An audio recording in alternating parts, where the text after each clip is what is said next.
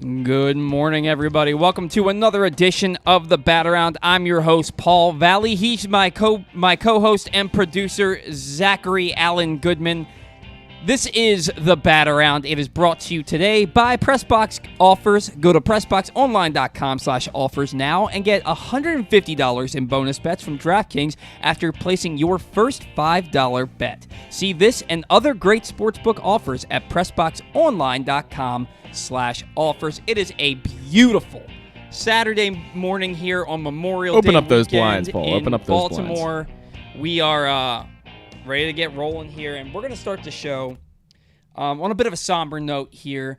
Former Orioles pitcher David Hess, who in his first season with the Orioles had, I believe it was a 3.90 ERA in 13 starts, and then the next year in his first start, took a no-hitter into the sixth inning before Brandon Hyde removed him.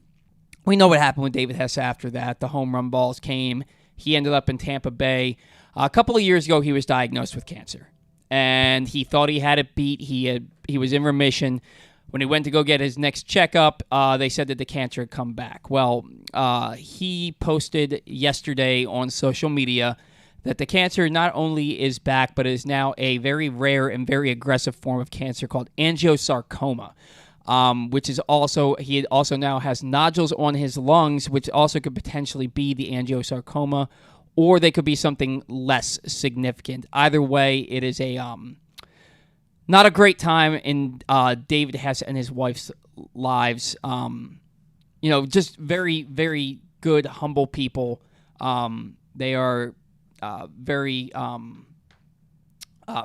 spiritual. They have a good relationship with God, and they're keeping their faith through all of this, but it is just it's a terrible thing to happen to anybody, especially a guy who, for all intents and purposes, from everything we hear, is just one hell of a human being.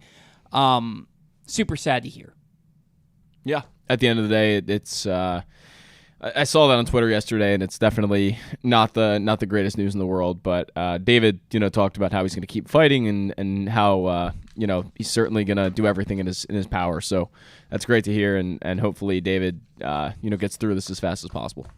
Yeah, hoping for the best here, despite things looking like the worst right now. But keep the faith. He's going to keep praying. We'll keep praying for him. And I'm glad that Mike Elias came out and said that they're actively working to help out the Hess family. There's a GoFundMe up for that, too. If you guys he said also that the clubhouse, specifically the players, I guess not many of them played with David Hess, but I guess a few of them might have. Mm-hmm. Austin Hayes being one of them, I believe. Austin Hayes, Michael Givens probably did. Santander, yeah, a good amount of them did. Are trying to figure out things they can do for him as well, which is really nice. Yeah.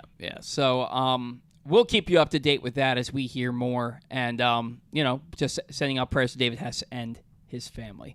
Now, as far as the Orioles are concerned, last night, City Connect jerseys, can't clip these wings. Well, nobody told Texas that. Can't clip the wings. You can cut them right off, though. Yeah, What's that Incubus song, Megalomaniac? I cut off both your wings on principle alone. Well, the Rangers did just that, taking down the Orioles 12-2. Grayson Rodriguez allows 9 runs, 8 earned, allowing 3 home runs in just 3 1/3 innings pitched. Would have been a 4th home run if not for, and let's be realistic about this, Cedric Mullins' catch in center field, it's good. He did rob a home run. The degree of difficulty wasn't high on that home run catch. Like, it was a straight up jump and up and down. It's not like he was on a dead sprint and made a Mike Trout-like catch. He stood at the wall, took his time, jumped up, and caught the ball. But it was he robbed a home run. Without that, that's 4 home runs and probably 10 runs on Grayson Rodriguez's slate. And Zach, he's been all season, 1 good, 1 bad, 1 good, 1 bad. Last night was the worst of the bunch. But 2 starts ago was pretty damn close when he gave up 8 runs to the Angels in about 4 innings. At this point, the Orioles are firmly in the thick of competition for the playoffs, and honestly, they're in a pennant chase, right? And we know it's still just the second month of the season, but you can realistically talk about the Orioles in a chase for the pennant with the record that they have, and still the second best record in baseball. Can you keep running Grayson Rodriguez out there every 5th day, not knowing, like they thought maybe he was tipping his pitches, maybe they figured that out? Well, then what the hell's the excuse for last night? Right, so I was on Glenn Clark Radio yesterday, and we talked about the tipping pitches situation. Stan and I both mentioned that we had noticed that. That's not something that was blatant, but they probably made some kind of mechanical adjustment to help him get away from that. I didn't necessarily see anything different from the beginning of the season yesterday. Or really, I haven't seen anything different from the very first few games he pitched against Texas or wherever he was in the first 3 or 4 games he pitched. But I will say yesterday I said, you can't keep Grayson up here if it starts becoming 7, 8, 9 runs a game. That's not possible. But if it's manageable, like some of the worst games he's had, it's been 4 earned runs. And that's manageable. You can come back and win that game. Yeah. If he's giving up 7, 8, 9 runs, you're not going to win that game 99% of the time. That's just not winnable. He needs to be up here and learn as much as possible. But the fact is that the Orioles right now are, like you said, in the chase for a pennant and the second best record in baseball. It's going to be very tough if your pitcher every 5 days is giving up 7, 8, 9 runs. And I'm not saying that's going to happen. He might have a game like last week where he gave up 2 earned runs in 5 innings, 6 innings? 5 innings. So that's a fine start. But I still haven't seen one start yet. Wasn't there 6 innings of shutout ball from Grayson at one game? He had back-to-back starts where he went 5 innings, no runs, and then That's he what went, it was, and then he went 5 innings, 2 hits. Yeah. 1 run, 9 strikeouts. And those are probably his 2 best games by far. And the rest of them have been 2 earned runs, 4 earned runs, and then the blow-up games, like 8 earned run, 9 earned. He gave up 6 runs to the Royals. Right. He gave up 8 runs to the Angels. And the A's he got hit around by. Was it the A's or the Royals that both. It was both. So he gave up. I think he gave up like 7 runs to the A's. He did. 6 runs to the Royals. Yeah. 8 runs to the Angels, and 9 runs last night. 8 earned to the Rangers. And this is like, it's not like he did 6 runs 2 months ago to the A's. It's literally 6 runs against the A's, or 7 runs against the A's, and the next start he's good. Right. Then it's 6 runs, next start he's good. Then it's 8 runs, next start he's good. Then it's 9 runs. And at this point, what you're looking at is a guy who every other start out there, you have to have your bullpen ready to come in the 4th inning. And again, you can live with 4 or 5 runs. You can live with that. That's fine. I mean, you've seen Orioles pitchers do that for this entire century. But it's going to be completely different when you're giving up 9 runs and you completely take away your team's chances to win in the 4th inning. And that's simply what happened last night. Well, and that's the other thing. You had the day off the day before. I get that the bullpen has been overused, right? But Rodriguez gets the first out there in the 4th inning, and then he allows 5 straight runners to reach, and he allows 3 runs to score. So he's allowed now a 3-run homer to make it 5-1. Right. And then the next 2 guys reach on a hit and a walk. At that point, he hasn't adjusted. Yeah. They're still hitting him. Take him out. That's what I'm saying. At 5-1, take him out. Now look, Jorge Mateo doesn't make a play on a tailor-made double play that would have got him out of the inning down 5-1. Mateo, with the way his bat has been this month, you have to make every single play in the field. Look, he had some incredible plays last night out at shortstop. But that play where it's a routine ground ball hit right at him and not that hard, where he loses the ball trying to take it out of his glove and throw to second base, that can't happen. Right. That absolutely can't happen. No, it can't happen. But as soon as that play happens, I'd say even before that play, you got to get Grayson out of there. You've got to get him out of there. Yeah. And it ended up being, now all you've done is have him throw more pitches and still have the same amount of outs, and you're taking him out in the same situation. Now you're down 9-1 because the next batter he gives up the grand slam to Corey Seager. And at the end of the day, that's the value of Austin Voth, and having a guy like that who can follow and piggyback Grayson Rodriguez and say, okay, this is the 4th inning. I need to come in here with only 1 out on the board and get through what I don't know how many Austin Voth went last night. He pitched the rest of the 4th, and he went 3 2/3. Yeah, 3 exactly, and that's the kind of things that Austin Voth can do that there are probably not too many other guys in the Orioles bullpen. Maybe Mike Baumann could do it because he has started his entire career, but right now he's been mostly like a late inning leverage reliever at this point. To me, this is why you can't get rid of Austin Voth. And we talked about it on Glenn Clark Radio. Who's the odd guy out? right now in the Orioles bullpen, and almost all of us agreed it's probably Austin Voth. But then again, you see performances like that last night, and you go, that's what you really need in the bullpen. And maybe that guy could be Cole Irvin. I mean, you could bring Cole Irvin back up, stick him there. But maybe I think Grayson's getting sent down. I think he's getting sent down, and because Cole Irvin just started 2 days ago. Yeah. I think he's getting sent down. I think Cole Irvin's next start is for the Baltimore Orioles. Again, and Cole Irvin hasn't exactly made my expectations high either. What he's done in AAA hasn't necessarily been... No, he's been really good. These past few games, sure. No, but he's had one bad start. He's been really good. But he hasn't been dominant, in my opinion. I'll look at the numbers. But his 2 starts ago, 7 innings pitched, 2 hits, no runs. That was best starting game. Yeah. 5 innings pitched, 2 hits, 2 runs. His ERA is like 3.08. He's been dominant his last handful of starts. He had the one bad start at the very beginning when he got down there, and he's been really good since. And look, you traded... Yeah, you're right. 3.25 is his ERA, but he's only striking out 4.8. He's never been that guy, and he's never going to be that guy. He's not, but last year in the majors, he struck out 6.4. That's a huge difference. That's Major League Ball versus AAA. To me, the numbers have dropped off significantly even from where he was in the majors last year. Okay, how many guys per game is Tyler Wells striking out? I'd have to look that up. I mean, he struck out, I would guess eight in 2 of his last 3 starts, but lowest whip in baseball. Tyler Wells 8.5. Right, 9. but generally speaking, he's before that. Like if you look at his career number, like if you look at his numbers from last year in the rotation, it was like 6. It was 6.6. Yeah. Yeah. So I'm not too worried about the strikeouts. If you can throw strikes and get soft contact, you know what I mean. His walk percentage is 2.8%. Cole Irvin's walk percentage is 2.8 or 2.3%. 4.8 strikeouts per 9 is shockingly low. I don't care. All right. I don't care. Let's see what he does at the major leagues. Look at Grayson Rodriguez's strikeouts per 9 right now. Look. Oh, it's probably like 11. It's up there. And how many runs has he given up? I don't think it's the same situation though. I don't think that number can be used in both of these arguments. But that's, look, that's fair. All I'm saying is that. Unless you want to talk Bruce Zimmerman, do you really want to see Bruce Zimmerman at the big league level? I don't think anyone wants to. Yeah. Cole Irvin is the one guy that has earned the right to come up here and replace Grayson Rodriguez. And Grayson Rodriguez is the one guy in the rotation right now who has earned a demotion. I agree. And I agree with that. And it's not. And look, the Orioles have to be very diplomatic about this, and it has to be a cautious approach with him, where you go up to him and it's like, look, we love what you do. We love what you're capable of. We think that you're going to be a huge part of this team even this year. Right now, man, you got to go down and you got to figure it out because we're in a pennant chase.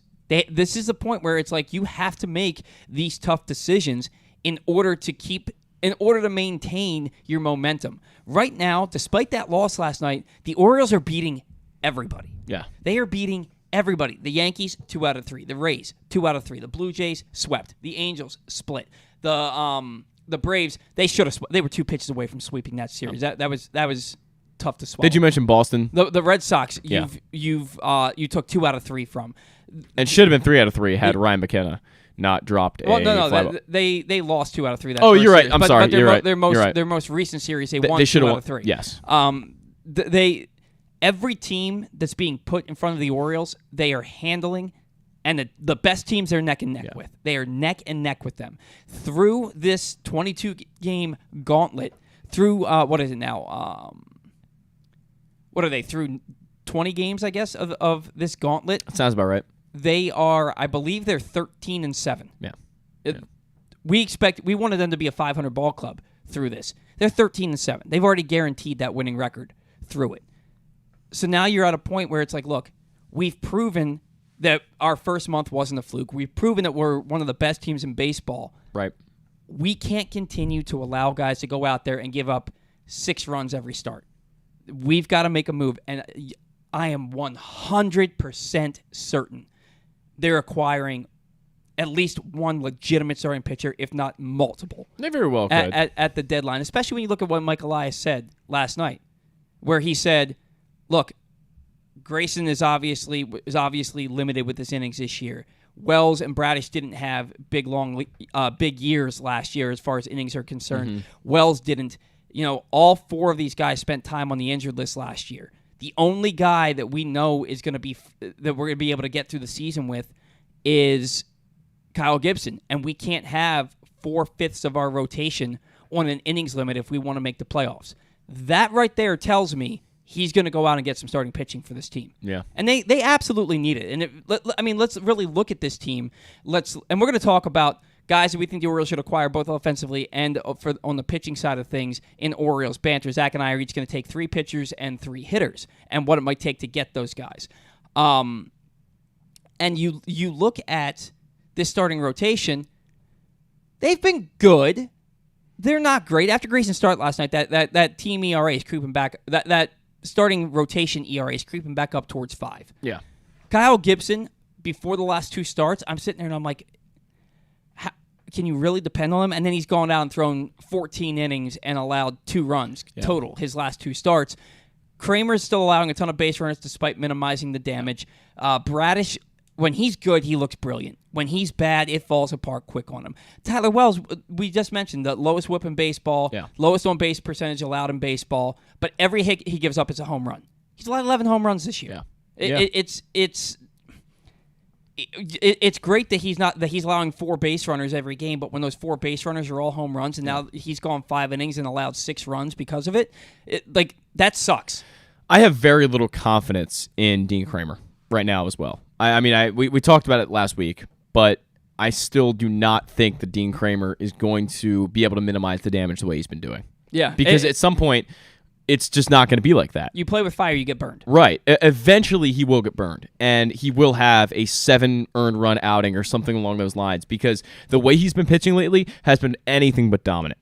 Yeah. He's just getting through it, and he's getting... I don't want to use the word lucky. I don't like using that word when it comes to pitching, but he's been on the luckier side of things. Let's just say that. It was like Cionel Perez in his first handful of outings where he was allowing 2-3 base runners every inning, but somehow getting a double play, somehow getting a pop out, stuff like that, where it's like he's allowing too many base runners for this to continue, and then immediately following that, he imploded. It seems like so many innings, Dean Kramer will put 2 or 3 on with 1 out and somehow get out of it with very limited damage. Yeah. And it's just... You look at that and you go, how long is that going to last? Exactly. And then you look at Kyle Bradish. He loses command of the strike zone. And when that happens, then he starts trying to place the ball and he starts getting hit. And you look at the Orioles rotation, and even with Kyle Gibson, man, I have no idea what Kyle Gibson we're getting every start. The last 2 have been really good.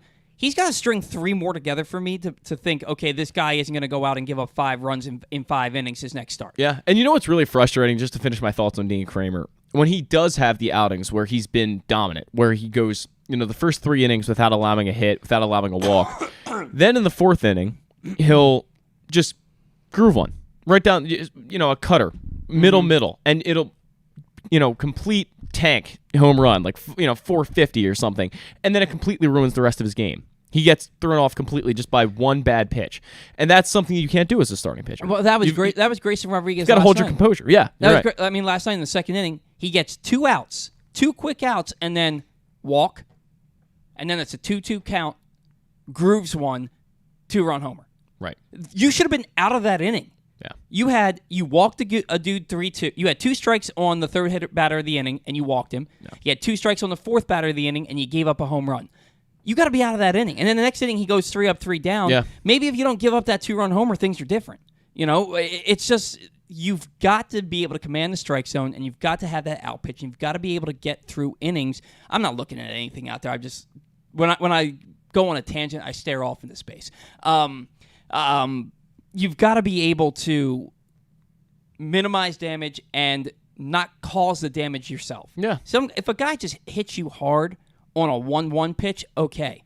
But if you've got 2 outs and 2 strikes, you've got to get out of that inning. You have to. You can't suddenly walk a guy and then give up a 2-run homer. And now it's going to get even tougher for the Orioles because you're looking at, are Dillon, Tate, and John Means going to come back and help this team? Well, Dillon Tate, we'll start with him. He has a stress reaction in his elbow and in the elbow forearm area. It reportedly has nothing to do with the flexor strain. I don't think he's pitching for the Orioles at all. I think he's destined for surgery. I don't think he's pitching for the Orioles at all this year, and maybe never again. John Means, he has the scapula strain. This was doing an activation drills. It wasn't throwing. It wasn't pitching. It has nothing to do with his previous shoulder socket issues that caused him to miss starts before Tommy John surgery. Yeah. And Mike Elias said it's a minor setback.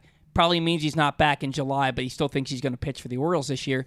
You weren't sure what you were going to get out of John Means anyway this year. And let's be realistic here. John Means, he was really good on a really bad team. Yeah. And now you look at him, John Means on a good team is a number 3.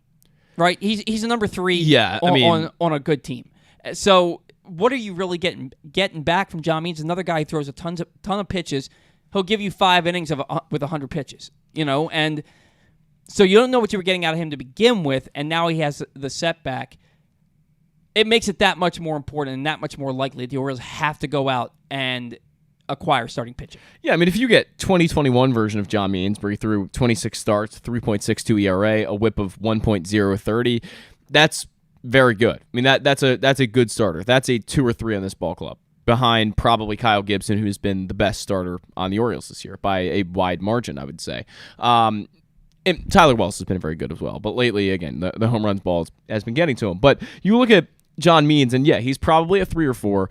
You're not going to get much out of him this year. If he comes back, he's probably going to be very innings limited. And what he does throw is going to be completely a question mark, because if you remember, he kind of ramped up the velocity a little bit right before he got hurt. He was sitting more 94, 95, which wasn't something he had done a lot before. He was up there in 2020. He was as well. In 2020 and 2021. In 2020, he actually struggled a little bit because he said he increased that velocity, but then he came back up a little bit more, and he only pitched 2 games, and it was actually pretty good. He had a 3.38 ERA through those 2 games. But again, you really can't put your trust in John Means through the end of the year here unless something goes terribly wrong where the Orioles just desperately need John Means that much. And that's an outside possibility. And it's an indictment on the pitching development. Like, look, Chris Holt and Darren Holmes have been really great at maximizing the ability of the pitchers on the big league roster. Yeah. But at the end of the day,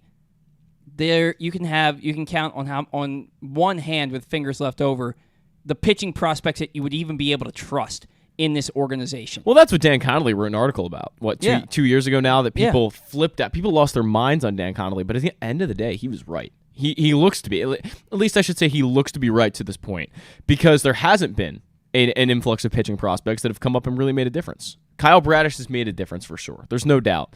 But you look outside of him, and there's not that many guys. Yeah.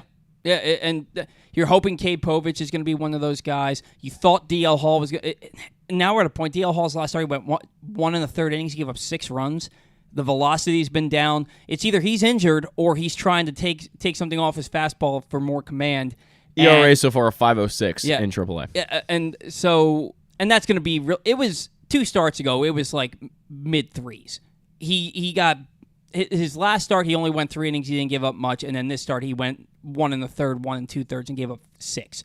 So that's going to be inflated. The innings are down. The velocity's down. Because I think the velocity's down because he's trying to find more command. I'm sure that's what it is, yeah. So it's just like...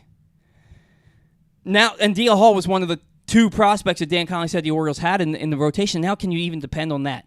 And Jean Pinto, however you pronounce his name... He's really good. He's in high A. Right. Long way to go. So, and they've got some intriguing guys, but they're in the lower levels of the minor leagues. So Drew Rahm had been really good to start the year, but right now he is sitting with a 4.57 ERA. He's kind of been not so good these past few starts. I put Drew Rahm and Bruce Zimmerman in the same category. No, I think Drew Rahm's better. I do think Drew Rahm's better. But we'll see. I mean, he hasn't pitched at the major league level yet. He had that one call-up and then was sent down without pitching. So we'll see what he ends up actually being at the major league level. And I think they will give him a chance sooner rather than later. Not really because they want to, but out of necessity. And what's going to happen is he'll come up and they'll have a really good start. Yeah. And then maybe 2 good starts, and then the league will figure him out. I don't think Drew Rahm is a big league pitcher. I mean, Bruce Zimmerman had a stretch there where we thought, okay, this is maybe a 3 in a rotation, a 4 in a rotation, and then fell off a cliff because once again, just like Tyler Wells got bitten by the home run ball way too often. Yeah. He was. Who was the pitcher that pitched for the Orioles in 2021? He ended up going to Japan last year. Dan Straley, was that his name? Oh, yeah, Dan Straley, yeah. Dan Straley, where he gave up, 15 home runs in 12 innings or something like that? Dan Straley was pretty good for the team before the Orioles. And I want to say the Marlins was the team. Maybe. And he was actually like a decent pitcher, like a high 3s, 4 ERA guy. And he came over to the Orioles and gave up an insane amount of runs in so little innings. And I remember the first appearance he actually made, I was at that game. It was a relief appearance. He came in like the 7th inning. They just wanted to get his feet wet, and he gave up like 6 runs. It was a train wreck. Wait, that was 2019. That was a long time ago. That was 2019. It was opening day. It was opening day. I was at opening day. Was it? They were playing the Yankees, and John Means had given up like 3 runs in 5 or 6 innings, something like that. And it was, when I say opening day, the home opener. John Means had given up like, I think you're right, yeah. And they brought in Dan Straley, and he gave up like 6 runs in 2 innings. Yeah. He just got hit. Late in the game. They weren't really going to win that game anyway, but then Dan Straley. Yeah. When he came in, it was like 3-0 Yankees, and then he immediately gave up like 3 home runs. And at that point, the Orioles were not going to get out of that hole. Yeah. Not that team. Yeah. So rotation needs help. They need help. I thought that they could be really good, and at times they are really good. They're adequate right now, but if they want to take that next step, if they want to take this team with the way they've been playing, and they want to push it to the limits here, you got to get some more starters. You got to get some legitimate starters who can go out there and give you 6 to 7 innings of 2-run ball or less just about every time. And to be honest, Cole Irvin was a good thought by Michael Elias. You can't say he wasn't, because the numbers were good. Again, in the major leagues last year. Over 398 and 186 innings pitched, something like that. Look, the jury's still out on him. It's May. He got 3 big league starts. Yeah. He had 1 appearance, a third of an inning, his only relief outing. The jury's still out on him. You know, the fact that the Orioles gave up on his starts as quickly as they did is kind of shocking to me when you think back on it. Because they did give up Daryl Hernandez, who's not, by no means. They gave up on it because they had an opening in the schedule. Yeah. They didn't need a 5th starter for a while. He was the one struggling the most in the rotation with the idea that they were going to bring him up. But then when they had Grayson making starts and they had Kramer starting to figure it out, and that was right around the time that they went on that really nice stretch, like the first really nice stretch of starting pitching. And it was like, all right, well now who are you going to replace? Yeah. Who are you going to replace in the rotation with Cole Irvin? So, City Connect jersey thoughts. Really don't care that much. I'll be honest. I mean, it's a jersey. At first I cared, and then I was like, all right, whatever. I mean, although last night I'm watching the game, and it was in that Grayson Rodriguez blow-up inning where the Rangers scored 7 runs, and I saw a base hit up the middle, and I saw a guy in all black jump out of the way of the baseball, and I was like, what the? Oh, it's the umpire. Yeah. When the umpire's jersey, when the umpire's uniform looks just like your player's uniform, I don't know. I think that might be an issue. That is, I mean, black pants are never a great look, in my opinion. No, I don't hate that. Really? And again, it's not even that I don't hate it. I just don't care. But the fact that I thought the umpire was Jorge Mateo jumping out of the way of the baseball, and I almost threw my remote at my TV before when I realized, oh wait, that's the umpire. Yeah. That's an indictment on the jerseys. I don't know. Who the hell cares? Yeah, whatever. They're gonna wear them this week. Did they just wear them last night, or is it the whole weekend? I think it's probably. I don't know. I thought it was just last night, but I could be wrong. I don't know. It might be the whole weekend. I don't really know. I don't really care that much. It's very limited. It's a jersey at the end of the day, Whatever. and people want it to reflect the city and represent it. And if you read the story, it kind of does. But that's just the cool stuff's on the inside. Yeah. All right. Cool. Thanks. Yeah. It takes me back to when they did their future game back in 1999 when Albert Bell, or 1990. Yeah, it was 99. Albert Bell hit 3 home runs, and they were wearing these sleeveless jerseys with silver numbers, and it was just a bad look, and that's what I equate these jerseys to. Also, Jorge Mateo sucks offensively again. We're gonna get into that a little bit here with Stan as we get him on the line. I want to remind you that today's show is brought to you by the Toyota Tacoma. The Toyota Tacoma comes in a range of models and trim lines. You can choose the perfect Tacoma to reflect your unique personality and driving habits. Check out buyatoyota.com for deals on new Tacomas from your local Toyota dealer today. Joining us now for his weekly segment, he is Stan the Fan. Charles, Stan, good morning. How are you enjoying this beautiful Saturday morning? Just getting going. Just getting going. Well, I hope you get a chance to have some morning coffee outside. It is gorgeous out. Stan, it's gorgeous. I'm going to get a good walk in after this segment. Sounds like a plan. I might have to do the same. Stan, Grayson was good after our last show where we talked about, is this his last opportunity to prove it belongs in the rotation? And then he goes out last night, and he was maybe the worst we've seen him all year. At this point, are you on the ship of he's got to go down, or are you of the mindset he's got to figure it out at the big league level because he has nothing to prove at AAA? Well, I've got a lot of trust in Mike Elias and Chris Holt, to figure the answer to that question out. For me, it would be a send down. There wouldn't be any question about it.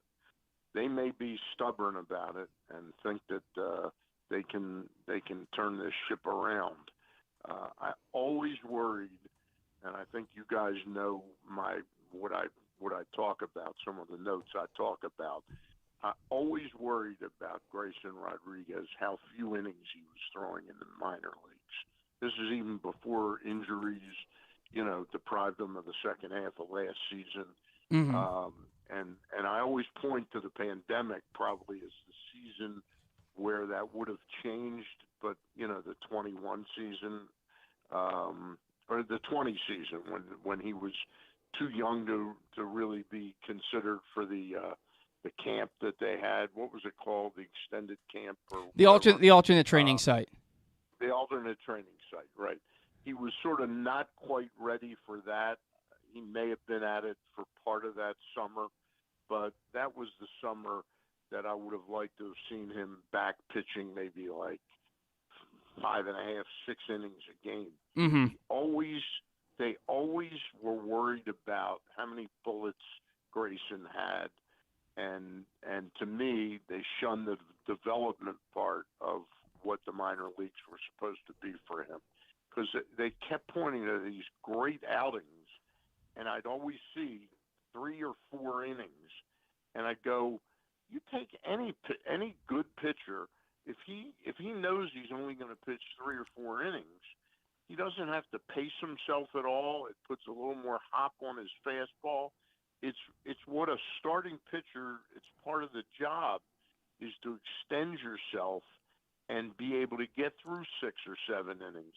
And they absolutely never did that with Grayson. And I think it's come back to bite us. Luke pointed out to me last night, he goes, a lot of these home runs are on the third trip around the order, Yeah, and the other thing, Stan, to your point there, is he's getting the 2 strikes, and it might not even have to be the third time through the order. He's getting the 2 strikes and not putting guys away. He's not getting guys away. He's extending innings. For example, the first inning yesterday. Oh, didn't he have 6 strikeouts last night? He did, but he also 3+ innings. I mean, the issue isn't what he does with some hitters. I was very disappointed. We had some people over for dinner last night. I go in the room by myself for a quick look, and we're up 1-0, and then a cousin of mine came back and goes, just gave up a 2-run homer. And I'm going, it must have been Nate Lowe or something. Gave up a home run to Leody Taveras. Yeah. I mean, Taveras, I think, has 1 home run this year. He had 1 home run in like Grayson 140 at-bats. Well, Grayson Rodriguez shouldn't be the guy giving up the second home run to a guy like that. And it came right after a walk. With 2 outs on a 3-2 count. And that was the point. In the first inning, he gets the first 2 outs and then goes 3-2 on the third hitter. He walks him. In the second inning, he gets the first 2 guys out, then goes 3-2 on the third hitter and walks him. And then on the 2-2 pitch, gives up a 2-run homer to a guy who had 1 home run in 140 at-bats. And that's what I mean by not putting guys away. You've got 2 strikes and 2 outs. You've got to get out of the inning. You can't put guys on base and then find yourself trailing when that inning's over. And another point that you made, Stan, talking about him not getting deep, and we were talking about it in spring training, he's getting through 3 innings fine. Then he gets to that 4th inning, and he falls apart. And that's what happened again last night. Got to the 4th inning, 7 runs later, the Orioles are down 9-1. It's look. We can give him a ready-made excuse and say that lat injury last year has still affected his ability to really extend himself, that there's fatigue there perhaps in those muscles. I don't know. But whatever it is, it's not what they need out of Grayson Rodriguez right now. And I think frankly, despite my confidence in Mike Elias Chris Holt to do the right thing and figure it out eventually. It's not what the team needs right now, and I think it's sort of a little short-sighted and a little stubbornness where they don't want to admit that their number one starting prospect isn't ready yet. And to me, it's pretty clear that we're not getting consistent enough performances out of him. And it's not like they don't have a ready-made alternative. They gave up a pretty decent prospect for Cole Irvin. Mm-hmm. And the way the world works, Cole had the option when they needed an arm, and they sort of wanted him to get straightened out, strengthened, and ready to go. And to me, he's sort of the ready-made answer to me, and I think he'd give the team a better chance to win every fifth or sixth day. At this point, I agree. He's been really good at AAA his last handful of starts, and I think it's time to make that move. And look, Stan, when you're a contender, and make no mistake about it, the Orioles have proven this month that their first month wasn't a fluke. They're a legitimate contender in the American League. These are the tough decisions you have to make. You have to go to your number one pitching prospect and say, hey, look, we believe in you. We think you're going to help us this season, but we got to get you right, and we got to keep pace here. He can't go out and every other start he's giving up 6+. That can't happen. Yep. It just can't. Well, the other thing is, it really, Austin Voth really took a bullet last night with about 60 pitches. It really can damage your whole pitching setup for 2 or 3 days and deprive you of somebody that you really need when you got a chance to win a game because you're just trying to get through a game. Yeah. And he's leaving the club in that position a little bit too often. And to me, that's sort of how you explain it to him. It's like, we think you could work through this, but we're for real now. Using Glenn Clark's thing, this is real that we're a contender. And don't get fooled by how poorly Toronto played for 5 or 6 days. You still have 5 teams in this division over 500. Yep. You have one of them that's totally excelled, the Tampa Bay Rays. But then you have us, and I'll tell you what, we're a better club than the New York Yankees. I agree. I agree. I look at that New York Yankee lineup. Seriously, it's great that they got Judge back. Volpe's going to be a nice player. Rizzo's nice. But Willie Calhoun, it's just, that's not a Yankee team that scares me at all. Yeah, it really isn't. That's why I got so frustrated when they were putting themselves in bad situations those first 2 games, is because the Yankees legitimately have 3 hitters in their lineup that can hurt you every time up, and the Orioles were getting beat by them. That's why the Orioles were lost that first game and put themselves in a hole the second game. Is they're letting. You're talking about Torres, Judge, and Rizzo. I'm talking about more so Judge. Well, I guess 4 then. Torres, Judge, Rizzo, and LeMahieu. And those were the 4 guys that were beating you. Yeah, LeMahieu. Yeah, those are the 4 guys that were beating you, and that's why it was getting so frustrating. I think that the Orioles overall are a better team than the New York Yankees because I think they have just more versatility. But, that's a story for another. Over a 7-9 day period, the Red Sox can move up 3 or 4 days. In other words, we do also have the extra benefit of a third wild card this year that gives us a chance. But again, it's not meant as punishment. It's meant as a proactive approach to getting Grayson straightened out and then being able to really have 6 starting options. And you and I know, between the two of us, and Zach knows as well, we're going to get another injury somewhere along the line. Yeah. Yeah. Dean Kramer, Bradish, Tyler Wells, Yeah. And that would be nice to have Grayson back pitching 50 great innings at Norfolk, and what he's doing now, which is nerve-wracking for him in between starts.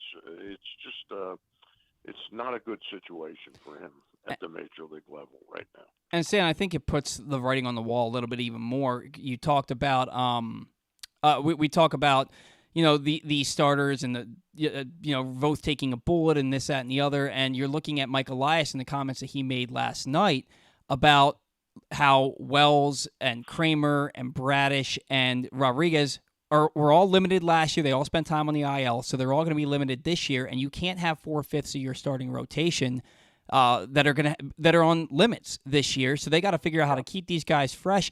But I also think it means that he is 100% going out and getting some starting pitching for this team prior to the August 1st deadline. I think it's a foregone conclusion at this point. Yeah. And the other news came out yesterday that John Means, the idea that he'll be ready in July is out the door. Yeah. You know, it's almost as if if they get 15 innings out of him in September or something like that, that's the way it's looking now, that he will be a full go next spring training, fingers crossed, but that he's not really going to offer the team much because of this, what's a scapula? He's got a scapula strain. Doing activation drills, whatever they are, but they said it had nothing to do with throwing or the Tommy John surgery or shoulder socket issues from the past. It's just something that happened working out. And even then, Stan, what were we really expecting out of John Means anyway? Everybody thinking he's going to come back and be the no-hitter John Means from May of 2021. You're fooling yourselves. He's coming off a very serious injury, very serious surgery. I thought maybe we'd get 10 starts out of him, 50 innings, 40 innings, something like that. Oh, probably, but maybe, the quality of those starts. But maybe by the end of the season, he might be really rounding into form for the postseason. That was my hope with John Means. Yeah. You can pretty much throw that out the window now. I think you can also throw the idea of Dillon Tate pitching for the Baltimore Orioles in 2023 out the window. He has now a stress reaction in his elbow, forearm area. It reportedly has nothing to do with the flexor strain. Stan, I think this guy's headed for surgery. I think he's done for the year. I just don't see him. You know, he's coming back from the flexor strain from November. Takes him until the beginning of May to get in, or maybe the last week of April to get on a rehab assignment. He gets lit up on the rehab assignment. Now he has a new injury in the same throwing arm. I just think it's on the wall that he's done. The idea that he's going to help. I don't know enough about the injury to say the season's over, but he won't help the team at all until at least late July, early August, if at all this year. But the good news is they've discovered Mike Baumann and Yennier Cano. Those were two pretty much unknowns going into the season this year. And they added Michael Givens, which was a very smart move. So they've added, in a way, 3 arms to that bullpen, you know. Well, and also with... And I don't know, when they get their... I respect Mike Elias and the team. But when they get their heads out of their collective asses about D.L. Hall, the notion that guy will ever be a starting pitcher, it just, what's his ERA now? 5.09? Something like that. Averaging a little over four innings a game. Not working for me. Yeah, he's been really good at times, and he's been really bad at times, including his last start where he gave up 6 runs in under 2 innings. But Stan, I'll tell you, getting back to Grayson Rodriguez's start, the silver lining of what happened last night is that you didn't use Coulomb, Baker, Givens, Baumann, Cano, or Bautista, and those guys are now on 2 days rest each, so that bullpen should be at full strength for the Orioles, minus Voth and Perez tonight. So that's this afternoon. So that's a silver lining for that terrible game that we saw last night. Zach, you have a point to make. Yeah, Stan, you mentioned Michael Givens, and obviously he just came back, and he's only pitched a few games thus far, but really only one good pitched game out of the 3 he's thrown. What have you thought of Givens so far? Is it what you expected, or do you think the injury's still lingering for him a bit? Well, the first thing that struck me with Michael Givens, he was not a pup when he first came up to the major leagues, because he, was trying to be a position player through his early years. He's about, 30 or 31 now, Michael? Yeah, I think he's 32. 32. Yeah. He's a full-grown man now, and I don't like the extra weight that he's put on since the last time I saw him pitch, which is about 4 years ago. He's a different physical specimen. You throw in that he's coming back from an injury. I still trust he will round into form because he's been a pretty solid pitcher. But I haven't liked what I've seen from him yet. That was just an absolutely abhorrent appearance the other night in Yankee Stadium. Well, that appearance was bad, but he also is pitching in the middle of a torrential downpour, and to me, it just looked like he had no grip on the baseball. One and two, I don't know that. I'll give you that. I'll give you that. And two, I don't know that he should be pitching coming off an injury where he missed the end of spring training. He hadn't pitched in the big leagues at all this season. I don't know that he should have been pitching 3 days out of 4 coming off the He probably IL. should not have been. Yeah, they could have gone to somebody else in that situation. Stan, that's an interesting point you make about the weight, though, because he is 6 foot and now 250 pounds. Yeah, he put on some poundage. That's a big 6 foot person. Yeah. I didn't realize it was even that heavy. But It looks like he's easily 25 pounds heavier than he was in his prime. Yeah. His prime years, And I'll tell you what, you look at the Toronto Blue Jays. The two most striking things to me when we played them last week and swept them up in Toronto was how heavy Alex Manoah is. He looks like he's put 35 pounds on, and he was a big boy to begin with. He looks like a bear now. And I always gave Guerrero props for taking weight off going into the 22 season. Well, he put every bit of that back on, Yeah. Weight's a very important. To me, it's always sort of a predictor for performance. If I see a lot of weight on somebody, I worry that they're going to be the same. And I'll always remember the anecdote that Jim Palmer told through his 18, 19-year career, is that he always tried to come into spring training 5 pounds lighter than he was the year before. Yeah, you got to keep yourself in game shape. Certainly Michael Givens didn't come into camp 5 pounds lighter than he was last year, and nor did Alex Manoah or Vladimir Guerrero Jr. Manoah's listed at 285. He's every bit of that, if not At least he's 6'6", though, so that helps a little bit. Yeah, he's heavier than that. He's a big boy, but boy, when I saw him last week in the dugout, I don't think he was pitching that day, but he is huge. Absolutely. I think it's what happened when CC Sabathia's career started to take a downturn before he picked it back up at the end of his Yankees tenure. He had put on way too much weight. You look at the same thing with Michael Pineda, and now, and honestly, I think it's one of the biggest. Pineda was a disgrace. Yeah, and Colon Colon had a terrific career, and he was fun to pencil in, and watch. But he never really tried to keep himself. What about Miguel Sano? He's about 280 but pounds. We're talking about, and Dimitri Young ate his way out of the league too. If you want to go that far, but I also think it's one of the biggest factors with what happened to Dillon Bundy's career is that guy put on way too much weight. I thought you would see him in the first inning, he'd throw to 2 batters, and his entire body would be drenched in sweat.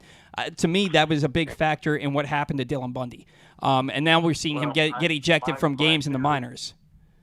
My theory on Bundy was that, because I remember the guy who drafted him, he was our director of scouting back then. I forgot. He left us for the Phillies after he was let go. I forgot. His quote when he drafted Dillon Bundy is, we watched him in high school, and he was a man against boys. And, if you look for a definition of steroid user, that might really fit into it. Because, and remember, we were told what a workout warrior he was. Yep. Dillon Bundy. Yep. And all of a sudden, after the injuries and they tightened up on drug testing and all that, he didn't look like a warrior anymore, a workout warrior. I thought the same thing. He was. I've never seen. Did you ever see the movie Network with Albert Brooks? I don't think so. I'm a big movie guy.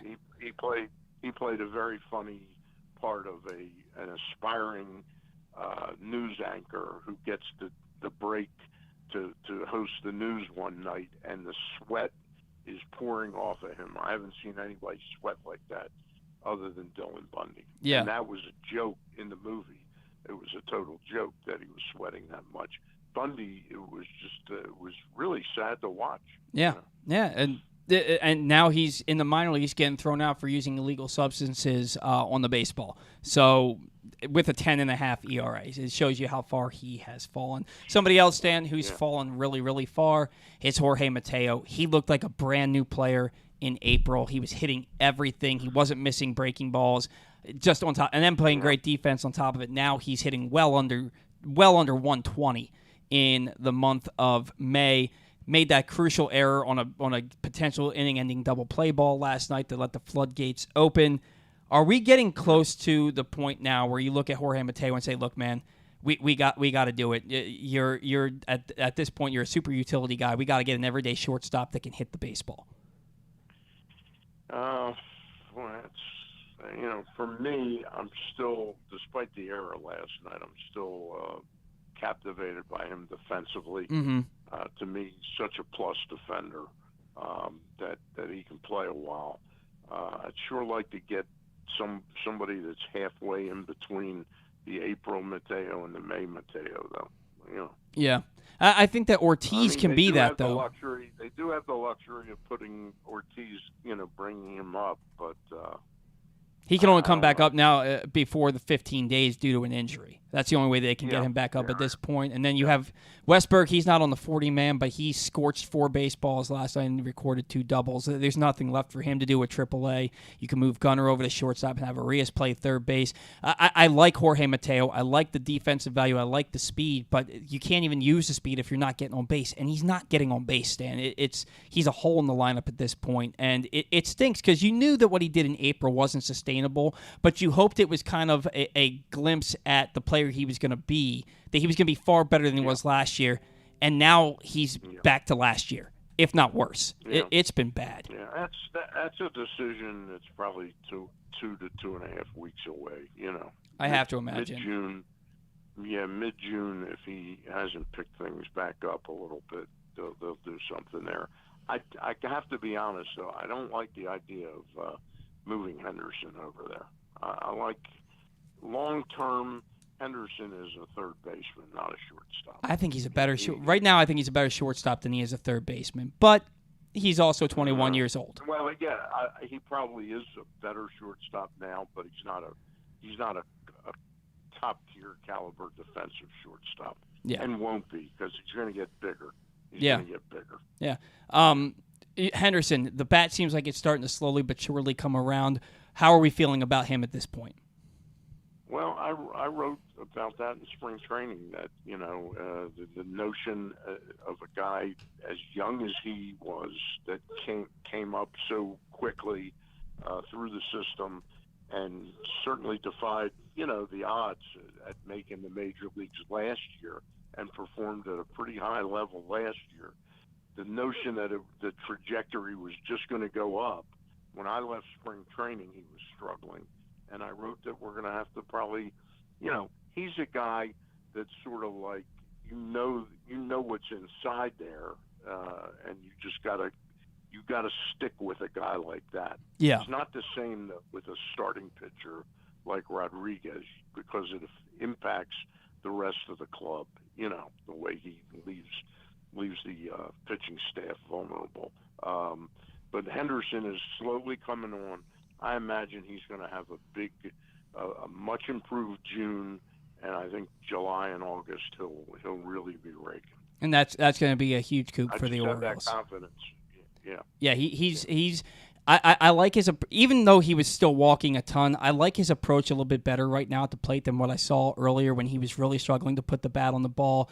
And I also like his swing looks better. His swing looks shorter, more compact, and he's making a lot louder contact right now than he was prior to the last week or so. So I'm excited to see where he's going to go from here. Stan, you put out your power rankings weekly. Your most recent one, the Orioles were your number 2 team in baseball.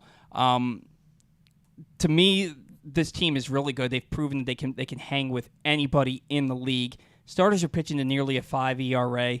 They're 15th in baseball, so right in the middle of the pack in batting average, and 20th in home runs. What makes them the number 2 ranked team in your power rankings? Is it just that intangible that they just know how to win?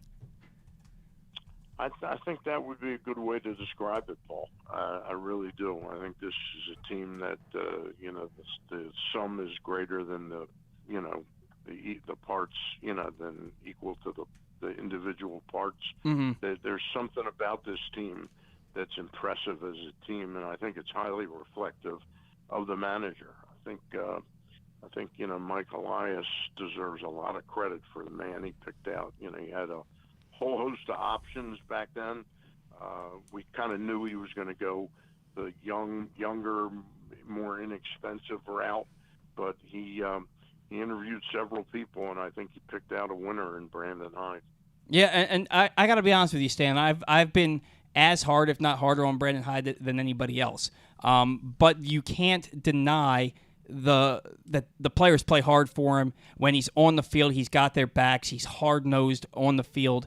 To me, he's just the team's ability, their tenacity, is a reflection of his personality, in my opinion. Yeah. And it's, sometimes I don't like the decisions that he makes in games, and I scratch my head over them. But at the end of the day, this team is one of the best in baseball right now. They play hard every single night, and I have to admit that that's a reflection of the manager. Yeah. You go back to that pandemic season, remember 6 or 7 teams. I'm not saying every manager had teams lapse, but he didn't get one lapse, of somebody going out and getting COVID, because he impressed upon them the importance of something, and they understood it and respected him enough to honor the protocols back then, which weren't, it wasn't easy for any of us during that. And ball players, after, they're high energy people, and they didn't just want to go back to their hotel rooms, and stay with each other. They wanted to go out and party. Yeah. You understand that, but at that time it was necessary and important, and was really selfish of those that didn't, and potentially could have impacted their whole teams. Brandon Hyde didn't have one blip on that, and I always remembered that as a sign of the fact that his players respected him. Not to be a contrarian, but DJ Stewart and Anthony Santander did get COVID during the spring training ramp-up. Okay. Do you mean like it during the season? I mean, basically, once the season started. Sure. I didn't remember that, but I didn't even. But once the season started, I remember stories. Remember Mike Clevenger? They caught him. He was with the Indians, and I think he may even been coming back from an injury or something. It was Clevenger and Plesac. Yeah, Clevenger and Plesac, right? Yep. But those stories were replete throughout the league. There were 8 or 10, 12 teams that had the Marlins. Marlins lost 2/3 of their roster and then came to Baltimore with replacement players and swept the Orioles in 4 games. I remember that very well. Yeah. So, right. Stan, what do you got coming up this week? It's like I'm like an elephant when it comes to things I love. No show Monday night because of the holiday. Thursday, I've got a feeler out for a couple people, and we'll have somebody interesting on Thursday with Gary Stein and I. And then the boys, Ross and myself, and Luke Jackson will be on a week from Monday. Gotcha. Well, we will look forward to that, Stan. I want to remind you, we do not have a show next Saturday. Zach and I are both going to be out of town, so we will talk to you in 2 weeks. Enjoy the long holiday weekend. Right. That sounds good, and the power rankings will be out Monday. There won't be comments with them, but there'll be a list of the 30 teams in order. All right. We'll look forward to that, too. Have a great weekend, Stan. See you. Thank you. Bye-bye. And that was Stan the Fan Charles, who has changed up the format for his weekly shows. Now, every Monday at 6 p.m., Stan will be joined by former Orioles pitcher Ross Grimsley and Press Box's managing editor Luke Jackson to break down the latest with the Birds. Every Thursday night, Stan and Gary Stein will chat with a different newsmaker from the world of sports. This week, Stan and Gary caught up with Fox 45's Rocco DeSangro. You can watch the shows live at facebook.com/pressbox or find them the next day at pressboxonline.com/video and youtube.com/pressboxonline. So join Stan, Ross, and Luke Jackson every Monday night except this coming Monday because of the holiday at 6 p.m. We're going to catch our first break. When we come back in, skipping sounding off today, Zach doesn't have anything for us, but we do have a fun segment coming up on Orioles banter a little bit later on in the show. When we come back in, though, it's the payoff pitch around the league. That's next on the Bet Around. Make the most out of every day in your Toyota RAV4. Available in hybrid or gas-only models. A RAV4 can get you where you want to go in style. Check out buyatoyota.com for deals on new RAV4s from your local Toyota dealer today. The latest edition of Press Box is available now. On the cover, Luke Jackson looks at the pipeline of talent still to come for the Orioles, diving in on last year's #1 pick Jackson Holliday and other top prospects like Colton Cowser, Heston Kjerstad, Kobe Mayo, and more. Also inside, Todd Karpovich profiles Orioles pitcher Kyle Gibson, and Bo Smolka breaks down what progress would mean for the team's 2022 draft picks in their second pro season. Press Box is available for free at over 500 area locations, including 60 Royal Farm stores, and you can always find the entire edition as well as the best daily coverage of the Orioles, Ravens, and Terps at PressBoxOnline.com. What air conditioning company can save 50% of your energy cost and qualify you for up to $7,500 in rebates? AJ Michaels. We do more, we do it better for less. In Baltimore and Annapolis, ajmichaels.com. That first sip. That first bite. Start your day off right with a delicious breakfast at Royal Farms. Choose from a fantastic selection of fresh Royal Farms breakfast sandwiches and top it off with a rich hot cup of the freshest coffee in the world. At Royal Farms, breakfast is available day and night. It's the freshest breakfast in the world. Real fresh, real fast. Royal Farms. Costas Inn has been serving up delicious steamed crabs for over 50 years. Lately, the crabs you want to eat when the weather warms up have gotten harder and harder to get. So get your crab eating game plan in place. Make sure to stick this number on your fridge, 410-477-1975. Call ahead and reserve the size crabs you want. You may be able to walk in, but you may also be disappointed at the size or maybe even get shut out altogether. So call ahead, have a plan, and then arrive on your crab eating vacation. Costas also has delicious crab soup and crab cakes. The Costas Inn at 4100 North Point Boulevard. For more than 50 years, they've been satisfying crab lovers in and around Baltimore.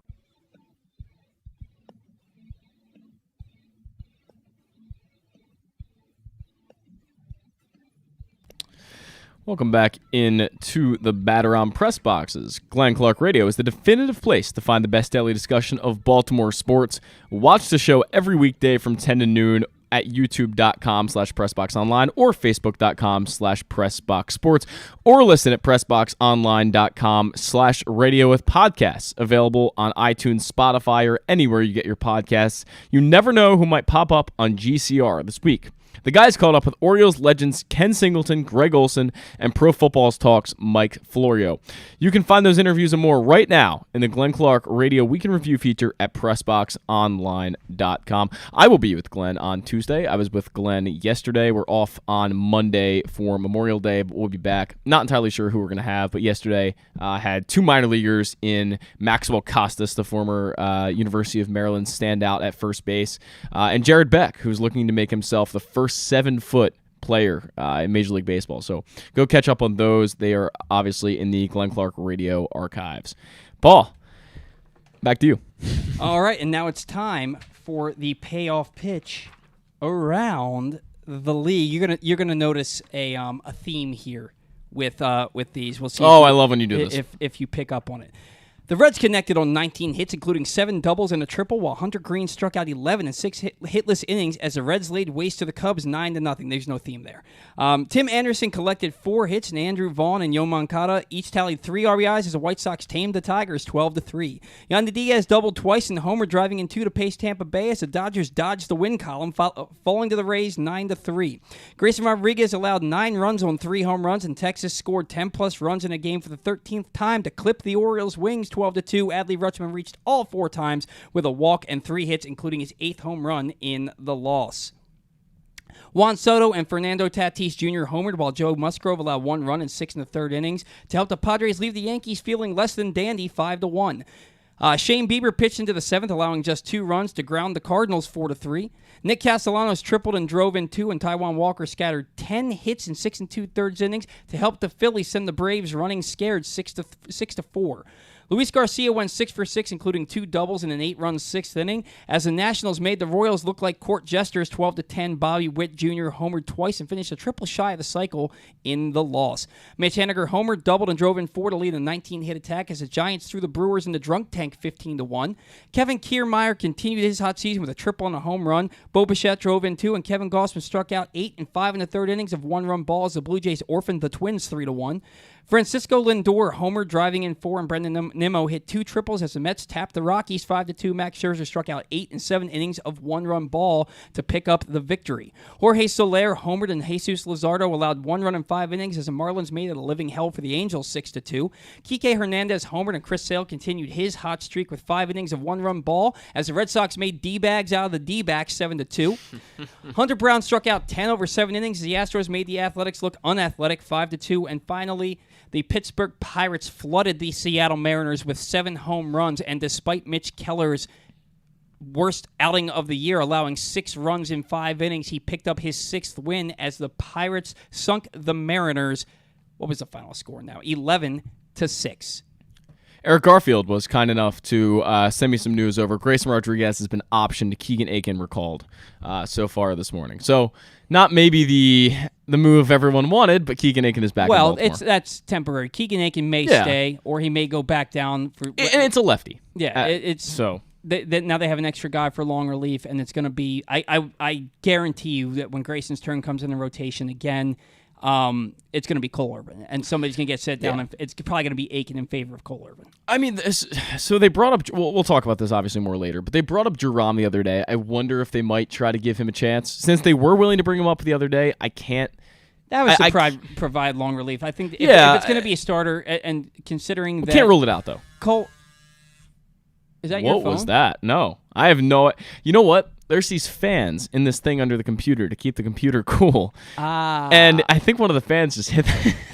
Are you saying shit hit the fan? Shit hit the fan. This Glenn Clark radio read ran into us. We'll just throw that away. But all right, today on tap.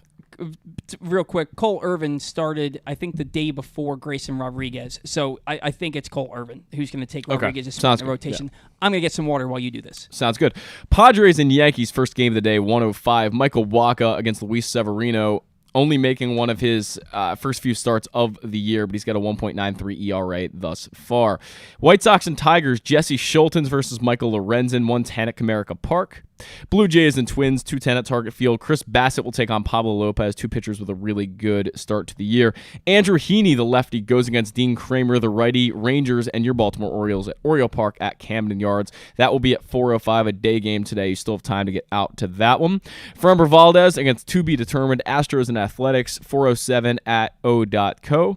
The Nationals and the Royals will face-to-face. Josiah Gray and Brady Singer, 4:10 at Kauffman Stadium. Josiah Gray has been very good for the Nationals this year. Vince Velasquez, Luis Castillo, 4:10 at T-Mobile Park. That's the Pirates and the Mariners. Dodgers and Rays, 4:10 at Tropicana Field. Clayton Kershaw and Tyler Glasnow. Glasnow making his first start of the year. Kershaw, another incredible year for Kershaw. He's under a 3 ERA. He's won 6 games already. He's been unbelievable. Phillies and Braves, Zach Wheeler, Charlie Morton, 4:10 at Truist Park. Wheeler and Morton, the 2 righties, going head-to-head in that division. Logan Webb and Corbin Burns, Giants and Brewers, 4:10 at American Family Field, who Rob Manfred apparently wants to make the Brewers leave. That's 4:10 between the Giants and the Brewers.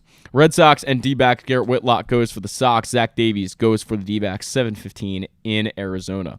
Brandon Williamson, lefty, takes on Jameson Taillon, the veteran righty, 7:15 at Wrigley Field. Jack Flaherty will take on Taylor. I always call him Taylor. Tanner Bybee, as the Cardinals take on the Guardians, 7:15 in Cleveland. Mets and Rockies, Justin Verlander takes on Chase Anderson, 9:10 at Coors Field. And then the final game of the night is at 10:07 between the Marlins and the Angels. Exciting pitching matchup as Edward Cabrera takes on Shohei Ohtani. It's a really good 10-10 matchup. 10:07, excuse me. Shohei Ohtani. Mm-hmm. God, he's so good. He's quite good. By the way, I wanted to mention this to you because it came to my attention this week that one of the players who you called one of the How am I supposed to take you seriously after that? Well, we had a guy on our show, a guest who I will not name. That is true. Who slurped his coffee like that while we were talking to him. Right in the microphone. Anyway, Juan Soto has been very, very good. I mean, he looks back to possibly being Juan Soto, and his OBP is around 430 right now. His OPS is like 960 plus. Juan Soto is finally, most likely, I don't want to make it definitive, but he most likely is back. And I just wanted to let everyone know because we railed on Juan Soto the other day on the show. And the other day? Not the other day. Like a couple months ago, whatever. It was a couple shows ago, really. But Juan Soto might be back. Yeah, look, there was no doubt that he's a great hitter, a great baseball player. Nobody was doubting that. But the fact remains that he hit like 240 for the Padres last year. I think less than that. Yeah, he had 236, 246 for the Nats. Yeah, so, and so 242 total. 242 total.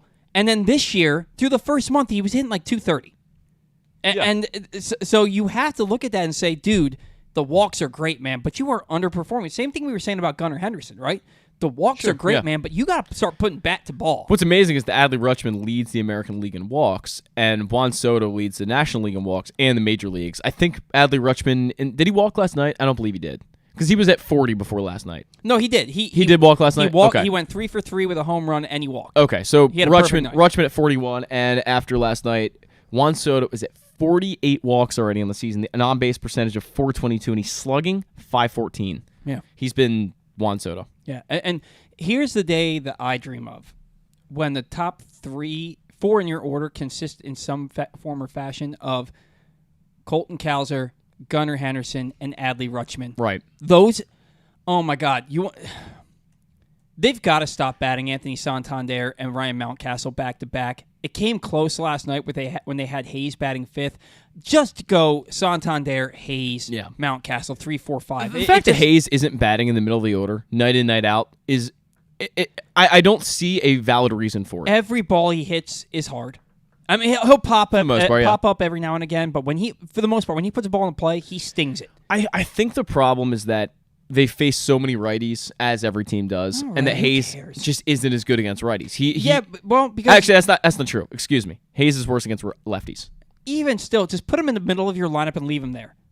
Yeah, you're not going to get a guy to start getting better against a certain type of pitcher.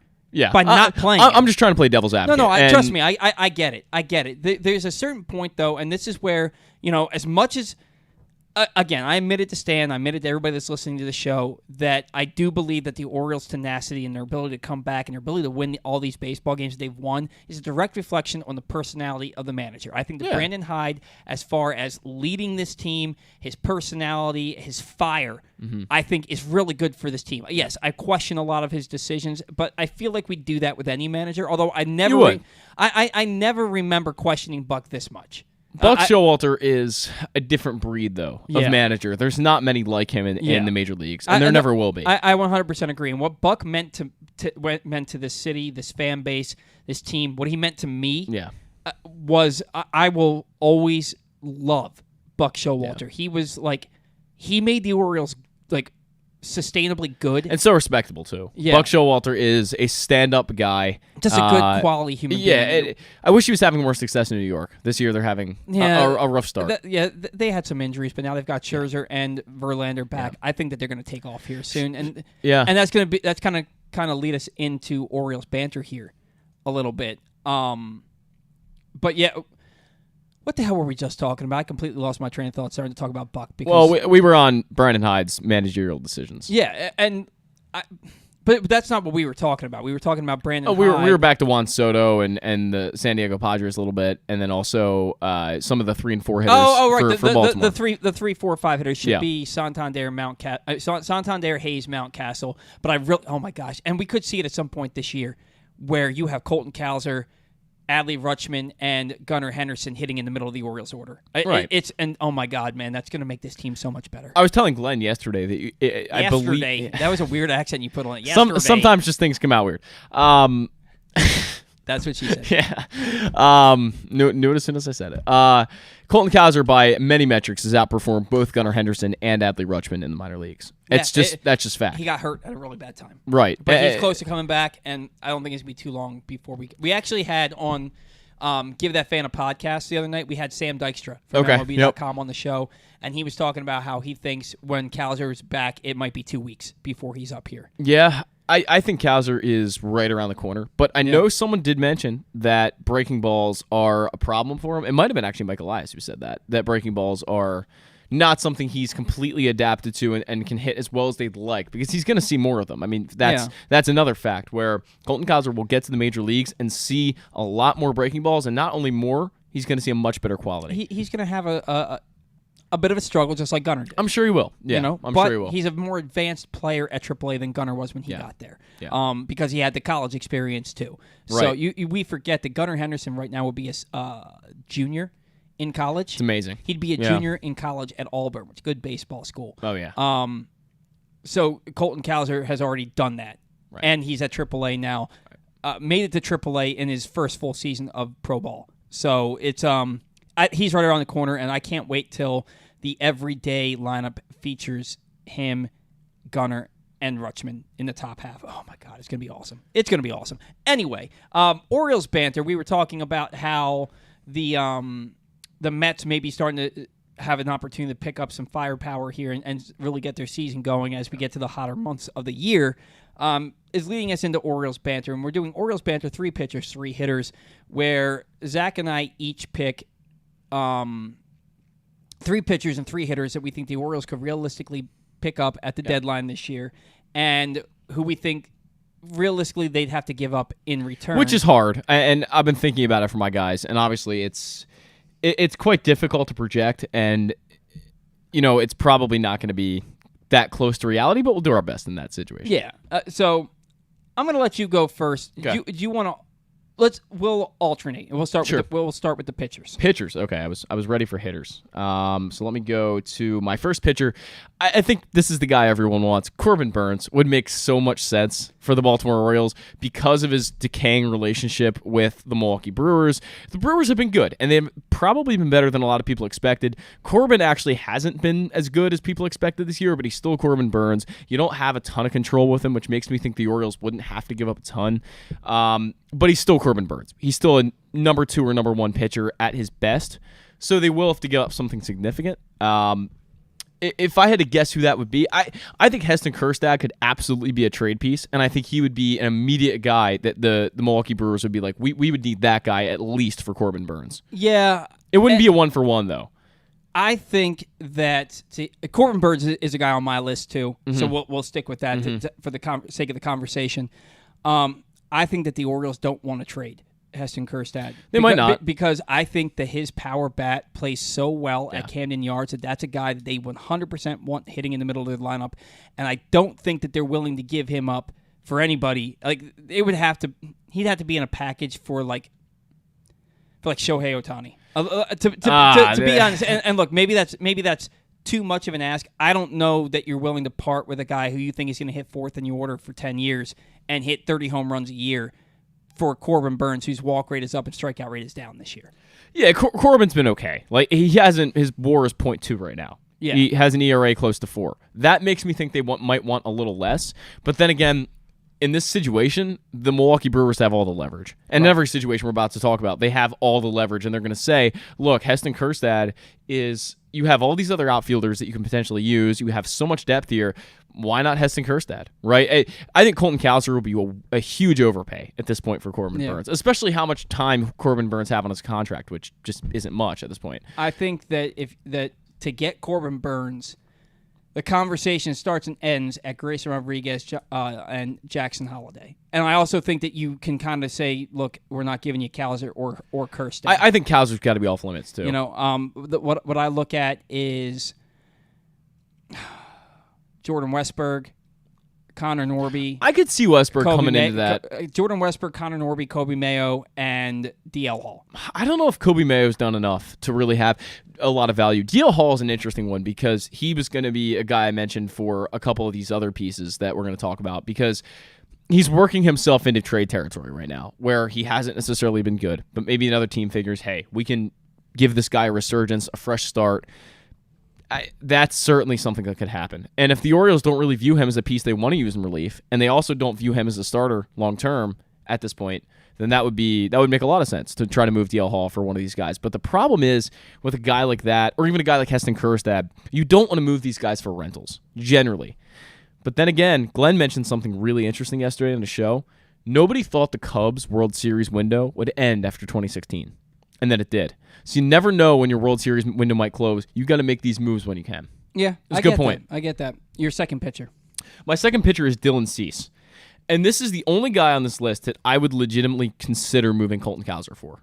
Because Dillon Cease, and I think that's what, at the very least, that would be at the base of the package. Cease at the least. Cease at the least. I could see you smiling over there. I was trying to figure out what you were laughing about. That's what it was. Dillon Cease is every year going to be, for the foreseeable future. It is, but it's May. It's May. I have so much confidence that he'll end up. Walks a ton of guys. I have so much confidence he's going to end up at around a 3 ERA, possibly lower. He's going to be, for the foreseeable future, in my opinion, a Cy Young candidate. He was excellent in every way last year except walks. That's been the big, I guess you want to call it bugaboo or whatever the word is for it, the outlier for Dillon Cease. But don't get Robert Griffin III on here saying bugaboo. Yeah. You're absolutely right. Go watch that video if you haven't found it yet. But he strikes out around 13, 14 guys a year. The strikeout numbers are a little bit down so far, but everything's been down for Dillon Cease as of right now. I have full confidence he's going to get it back. Dillon Cease is a guy, I think you're going to have to give up a guy like Colton Cowser because the White Sox want to make him a cornerstone of their franchise for years to come. Yeah, I wouldn't mind having Dillon Cease, but I also think that... And see, I'm like the president of the DL Hall fan club. I think that... You really are. DL Hall... You were the biggest fan. DL Hall can be that same exact pitcher. I think he can be that same exact pitcher. I disagree. I really do. If walks don't matter to you, then what does Dillon Cease have, aside from big league success, that DL Hall doesn't have? I mean, look at Dillon Cease's 2022. Okay, but do you really think at this point, after everything he's done in the minors, that he's going to be able to do that? Do you really think that DL Hall couldn't if they just stop effing around with him? What are we doing? Like for real here? It's all right. We want you to build up your innings and get that pitch count up so that we can. And he even said he's like, we wanted. That's what we were working on. Now we're focusing on results. And then he starts getting the results. And then in his next start, after two really good freaking starts, he goes 3 innings. He gives up nothing. And they pull him at 45 pitches. They pull him at 45 pitches and 1 walk with 3 strikeouts. And they say, oh, well, now we're deloading him.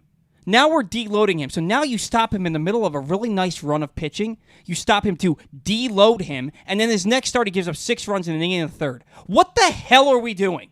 I'm sorry. I don't really ever question Mike Elias. What are you doing with DL Hall? Let the guy pitch. Just let him pitch. Quit effing around. It is so hard for me not to drop the F-bomb right now. It's pissing me off what they're doing with him. If he's on an innings limit, fine. But don't let him go 6 innings, 1 start, and strike out 9, and then 3 innings on 45 pitches and say it's a deload. It makes no effing sense. I just look at the numbers from Cease. I mean, 2.2 ERA last Zach's year. like, I'm not touching DL Hall with a 10. Well, I'm going to get there in a second. He averaged almost 6 innings per start last year, which is excellent. Struck out 11 per 9. I don't think DL Hall's ever doing that. I would take that to the bank. Not if they let him go 6 innings with no limits, and then the next start, we're going to deload you now. What does that even mean? I don't know. They know a lot more about what their plan is for DL Hall than we do. Obviously, they're not going to make all of it public. Their plan is they have no plan. They have no plan. My entire point here, regardless of all of that, is that DL Hall is never going to do that of what Dillon Cease did last year. I would say that. I would take that to the bank. 2.2 ERA and 32 starts over almost 6 innings per start. They'll trade DL Hall. They'll trade him, and then he'll do that. Guarantee you. I don't agree. DL Hall will be on another team in 2 years, and we'll be talking about him as one of the best young pitchers in baseball. Guaranteed. I guarantee it. Okay. He is too. Well, I guess we'll see. Well, we had Sam Dykstra on the podcast the other night, and when he talked about fastball. Mm-hmm. I'm sorry, but it's not about stuff. We know he has the stuff. Fastball movement, DL Hall. Pitch deception, DL Hall. Yeah. And there was one other thing, DL Hall, and yet he was saying. The fact that they haven't made him a reliever yet is mind-blowing to me, which I understand. I understand that. But DL Hall is the best pitcher in the organization, and he just can't get out of his own way. Somebody's going to figure it out with him, and he's going to be one of the best pitchers in baseball. I am telling you, it's going to happen. It is going to happen, and it's not going to be for the Orioles. It's maddening. If it's going to happen, he's got to stop walking 5 from 9. I mean, he's got to bring that down by about 2 guys. Yeah. He's got to bring that. Well, maybe that's not realistic. Legitimately, he walked 1 and struck out 9 over 6 innings, 3 starts ago, and then the next start they pulled him after 3 innings. The next start they pulled him after 3 innings. There's no doubt I'd like to let him pitch longer. There's no doubt. I mean, I think that's the only way you're really going to see him in totality of what he can actually be. But at the end of the day, he hasn't done that. And even forget the ERA, forget 14 wins that Dillon had last year, forget the 11.1 strikeouts per 9, forget all of that, and just look at the 6 innings he averaged per start, basically. Again, I rounded that number up a little bit, but it's basically 6. Well, because they trusted him, and they didn't deload him after his best start of the year. Right, but Dillon probably, and I'd have to go back and look at the numbers to confirm, but he probably did that through the minors pretty consistently, and he was probably way more dominant than DL Hall has been in the minors. That would be my thought. We'll have you look at it during the break. I'll do that. All right. Anyway, I go on a rant every show. You just love DL Hall, man. That's all. I do. I think he's so freaking talented, and I think it's that they're unbridled passion. I think that they're just messing with him. Mm-hmm. They're just messing. You gotta let him get into a rhythm, and you don't do that by letting him throw 6 innings of 1-run ball with 9 strikeouts and 1 walk, 1 start, and then deloading him by letting him throw 3 innings on 45 pitches, and then bringing him out and let him get shelled. You're ruining his rhythm. Just let him go. And if you have to shut him down or at the end of the year because he's at 120 innings, okay, you have to shut him down, but now he's good to go next year. Just let him pitch. Anyway, my next pitcher is Anthony DeSclafani, having a big year. Having a big year for the Giants. The Giants are a 500 ball club, and let's be honest, the Padres are getting hot. The Dodgers are really, really good again. The Diamondbacks are a good team. The Giants aren't making the playoffs. He's in the final year of his deal, and it's $12 million a year, so the Orioles will only have to pay a prorated portion of that moving forward, which means he's 35, I think he is. And in the final year of a 3-year contract, which means you don't have to give up a lot to get him. I think Jordan Westburg and a lower-level minor league pitcher gets the job done. Yeah, I think Jordan Westburg might be paying a little too much there. But yeah, maybe. Then again, they have all the leverage, so that might be right. You have to give up something to get something, and it's another thing we touched on with Sam Dykstra. Every team, us included, the fans want to give up their worst players for another team's best player. Sure, yeah. You're not getting a guy that's going to give you a postseason push for nothing. No, and no way. We love Jordan Westburg. I'd love to see him play second base. But I don't think that Connor Norby gets it done. I don't think Joey Ortiz gets it done. And you're not trading Kalzer or Kjerstad for Anthony DeSclafani. Right. You're not doing that. So who's the best player that you'd be willing to part with for a legitimate starting pitcher? Probably Jordan Westburg. If it's a guy who's a rental. No doubt. Yeah. My third player was Miles Mikolas, and he's on a deal through 2026 or through 2025, excuse me, $55.75 million deal over 3 years. That's not out of the ballpark for the Orioles to afford. They can afford that. They really can. If they take that on at the trade deadline, they'll only have to pay him again through 2025. So far this year, he has a 4.23 ERA through 11 starts, but last year was all the way down at 3.29 out of 33 starts. He gives you a lot of starts. He's decently durable. He's been... he's on the older side of his career now, which is probably a good reason the Cardinals might want to part with him. And it's especially good given that the Cardinals are middling this year. They're not a great team. They're probably not going to make a strong playoff push. They might make it at the end of the day because that division's kind of weak. Yeah. But outside of the Brewers we just mentioned. But I don't necessarily seeing Miles Mikolas being someone they would not want to give up. And I think, again, Jordan Westburg's the name that comes to mind here. I would feel very comfortable getting a guy like Miles Mikolas who, has been relatively very good over the past 3 years, doesn't walk many guys at all, has exceptional control and command. That's a guy I could see very much being a Baltimore Oriole, and he's only 34. It makes a lot of sense to me. Sonny Gray for the Minnesota Twins. Really? Okay. 33 years old, in the final year of a 5-year contract. I did not know he was in his final year. Okay. Yeah, he signed through the season, 5 years, $50.7 million. So the Orioles would only have to pay the prorated portion of about $10 million this year. Excuse me. On top of that, again, on top of the fact that it's not a ton of money and he's in the final year of his deal, I think the Twins, I don't think they're that good. I don't either. No. I think that their lineup is terrible. I think that they're only in first place because of their pitching, and I think Cleveland's coming. I think that the White Sox are coming. Probably. Yeah. You know, the White Sox lineup is good, and their starting rotation has been very severely underperforming this year. Yeah. And they're going to start getting better. Right. And again, like you said, it's only May. Right. The Twins aren't making the playoffs. No. They aren't. I wouldn't be surprised if every wild card team comes out of the American League East. Yeah, I would think that. I mean, the Twins would have to win that division. Although the Rangers and the Astros out in the West are very good, right? Yeah. But I think that you're going to see over the next month or so the Twins are going to fall off, just like they did last year and the year before. And I think Sonny Gray becomes available. Now, what you have to give up for him depends on if you look at him as a rental or if you anticipate signing him. Yeah. Again, he's 33 years old. If the Twins think they can sign him back after this year, you're probably able to give up a little bit less. Probably, yeah. If the Twins know that he's likely to sign with the Orioles, maybe it's 3 years, maybe it's 4 years. I would imagine it would have to be 4 years to get him to sign. It would have to be a 4-year, $80 million commitment. He's got the best ERA in baseball. Yeah. He's one of the best pitchers in baseball. He's that guy that makes you go from legitimate contender to maybe the contender, right? So I don't know. If it's just a rental, it's going to take 2 top 100 prospects. At the very least. I mean, again, we had this discussion about Aroldis Chapman getting traded for Gleyber Torres, and you said the only reason they did that was because it was the thing that put him over the top, which is the same situation here. You're going to have to give up something huge. Yeah, you're gonna have to give up maybe, and you might have to give up Heston Kjerstad. You might have to give up at the very least, yeah, Colton Cowser, and then somebody else, to get maybe the best pitcher in baseball right now. Yeah. Even if he is just a rental. And look, Mike Elias has managed to make some really savvy trades for this ball club to get a lot and not give up a lot.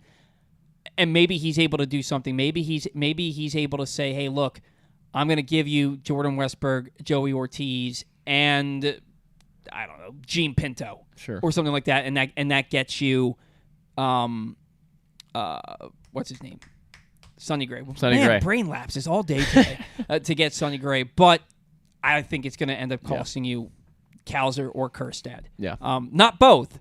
One of those two. I think that we've established that the untouchables are basically Grayson Rodriguez and not D.L. Hall. Jackson Holiday. And Jackson.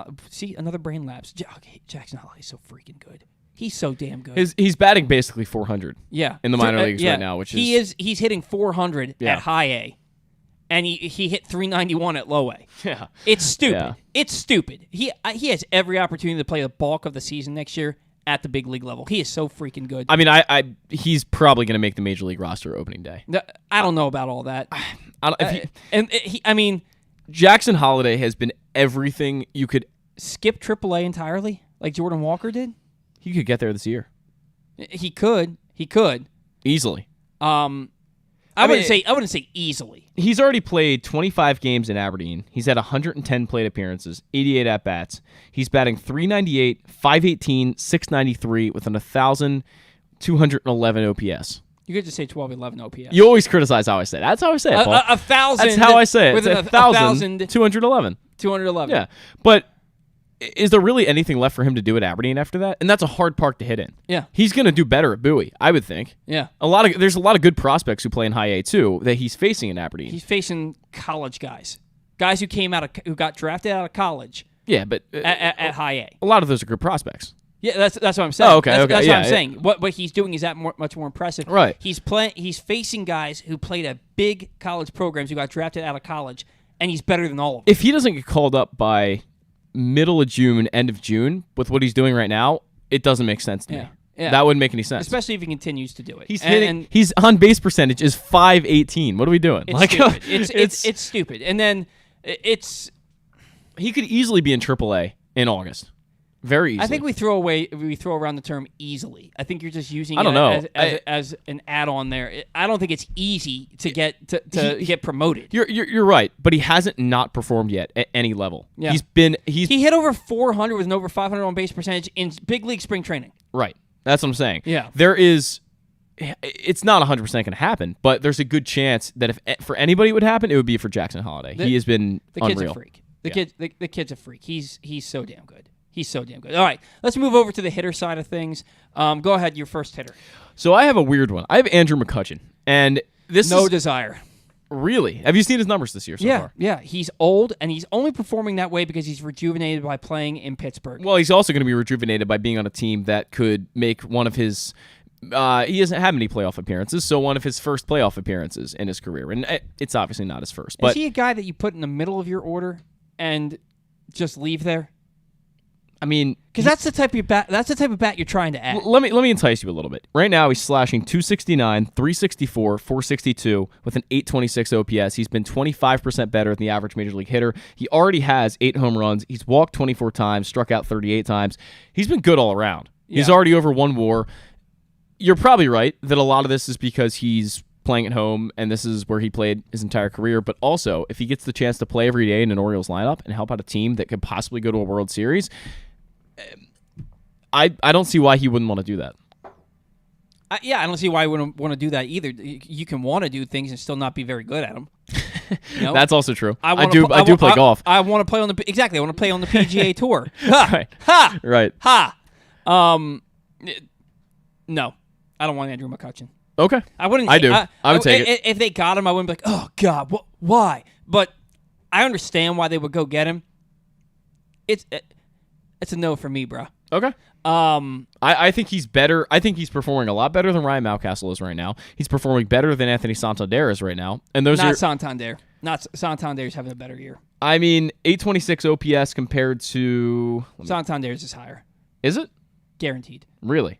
808. 808 right now. Okay, it's damn close. It's close. You're right. But Santander's younger. He's a switch hitter. He's walked more, and their lines are almost identical across the board. And he's got more power. And Santander's numbers, if he stays healthy, are going to be far better than McCutchen's at the end of the year. He's got more power, yes, and you're probably right about him lasting a little bit longer because of age. But Andrew McCutchen's better than a lot of hitters in this Orioles lineup right now. The way he's performed so far this year, he has been better. He's what, though, 37? 34 or 36, I think. 36. Something along those I think lines. He's 36. 36, yeah. If they got him, okay, fine, but that's not a desire for me. Okay. My first hitter is Jorge Soler.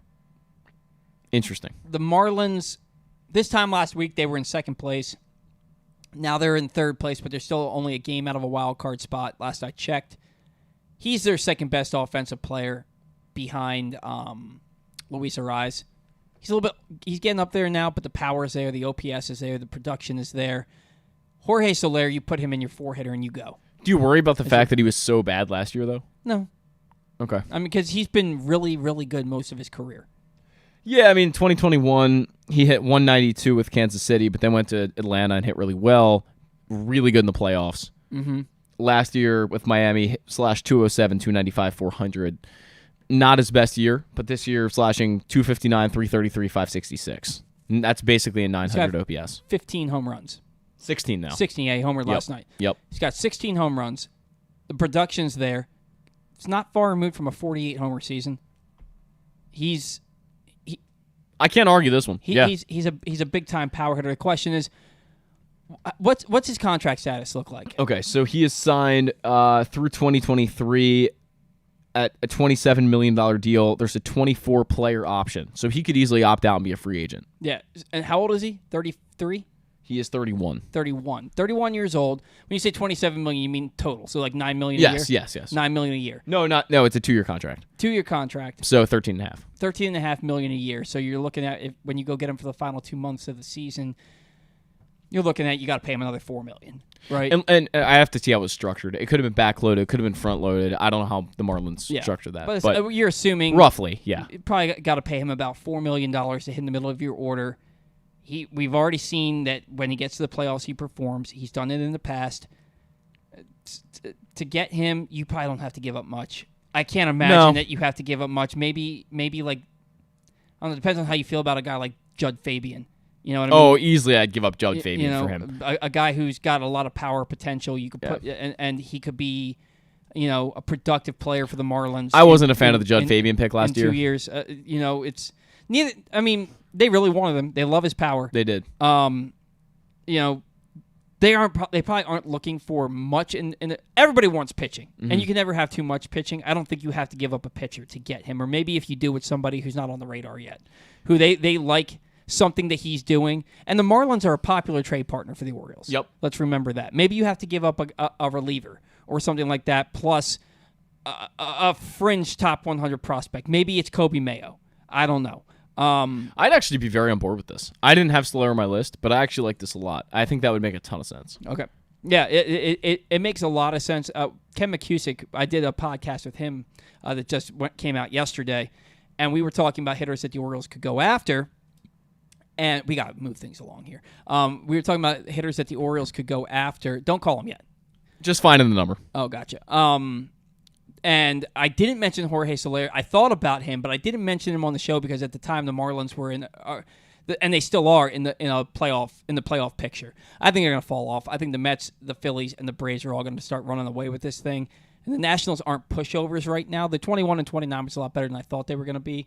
So I think the Marlins are going to fall off here a good bit, and I think Soler could suddenly become available, especially when he has an opt-out and his contract is essentially the last year of his contract. Yeah. I think he could be had. Let's try this a little bit quicker. Who's your number 2 hitter?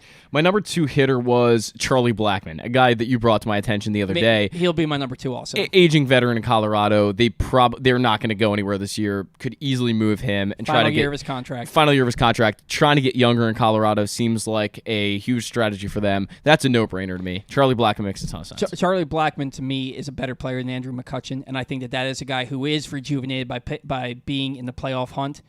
Towards the end of his career. Yep. And he has even splits this year against right-handed and left-handed pitching. And for his career, he hits over 300 against left-handed pitching. So even though, you want to add a right-handed bat to your lineup, he is just as good as adding a right-handed bat to your lineup. So we can both agree on Charlie Blackmon. This one's a no-brainer. And to get him, I don't think it costs much. No. I don't think it costs much. They want something. I don't know what that's going to look like, but you're not giving up a top 100. I think the Rockies, based on their farm system, would probably take an arm. But maybe you trade them. Drew Rom. I think they'd want a little more than Drew Rom, but maybe. Well, you're the one who said that you think he's a far better pitcher than Bruce Zimmerman, and he could be up at That's the not major saying leagues. much, though. That's a low bar. I mean, Bruce Zimmerman's had a good year.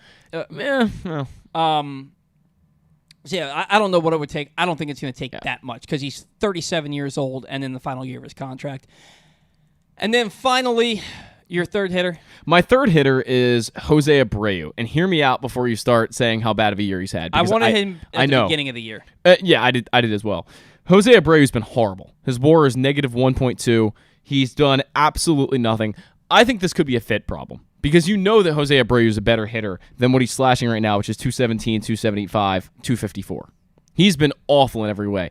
And this makes me think that Houston is going to want to get rid of him because they have signed him to a 3-year, $58.5 million contract. And that's no cheap contract. That runs through 2025. There's no option in here for them or anything. They're going to want to get out of this deal. And they could probably, this is total leverage for the Orioles here. That the fact that they really probably don't want to have a struggling player who isn't the right fit at a $58.5 million value. To me, you could probably acquire Jose Abreu, who would probably fit a lot better in Baltimore than he would in Houston and get a lot more playing time as well. It makes a lot of sense to me. He's a much better hitter than this. I promise you. I agree. This is not him. This is not him. I agree. My guy, and I mentioned it on film study with Ken McCusick. At the time I mentioned this guy was hitting 239 with 5 home runs. Okay. He homered that night. He's hit 4 home runs in the week since we recorded that podcast. Okay. His average has jumped from 239 to 273. Okay. On base percentage, only 314, but he's a far better on base guy than that. That's J.D. Martinez. Yeah, I love J.D. J.D. Martinez signed a 1-year, $11 million deal with the Dodgers in hopes of having a good year and coming back onto the market and getting a better deal. Mm-hmm. He's 33, 34 years old. How old is he? I think 34. He is 35. 35. He's actually going to be 36 in August. He's going to Okay. be 36 in August. Will you text Connor and let him know that we got to catch a break, and then we'll call him, that we're running a little behind? Got it. This is taking a half an hour. Yeah. J.D. Martinez, at the time, 5 home runs, 239 batting average. Now, 9 home runs, 273 in the span of a week. That's a guy I think you put in the middle of your order and let him go.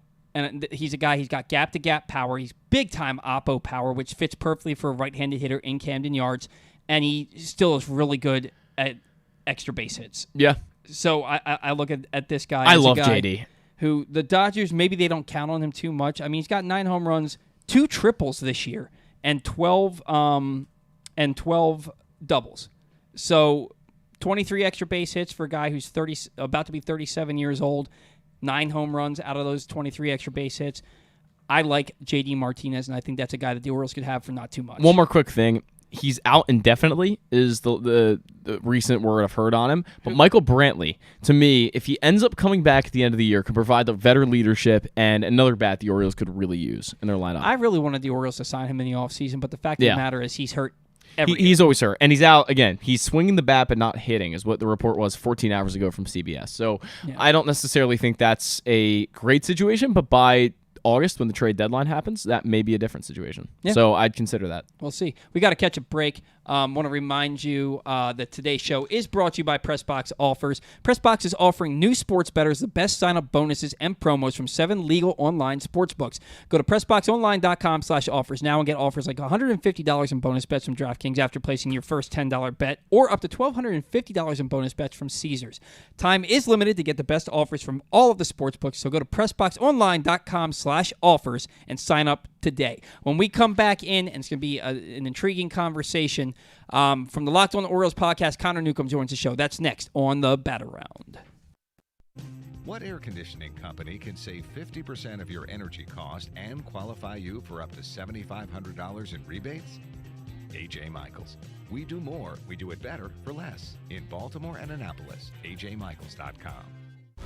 Costas Inn has been serving up delicious steamed crabs for over 50 years. Lately, the crabs you want to eat when the weather warms up have gotten harder and harder to get. So get your crab eating game plan in place. Make sure to stick this number on your fridge, 410-477-1975. Call ahead and reserve the size crabs you want. You may be able to walk in, but you may also be disappointed at the size or maybe even get shut out altogether. So call ahead, have a plan, and then arrive on your crab eating vacation. Costas also has delicious crab soup and crab cakes. The Costas Inn at 4100 North Point Boulevard. For more than 50 years, they've been satisfying crab lovers in and around Baltimore.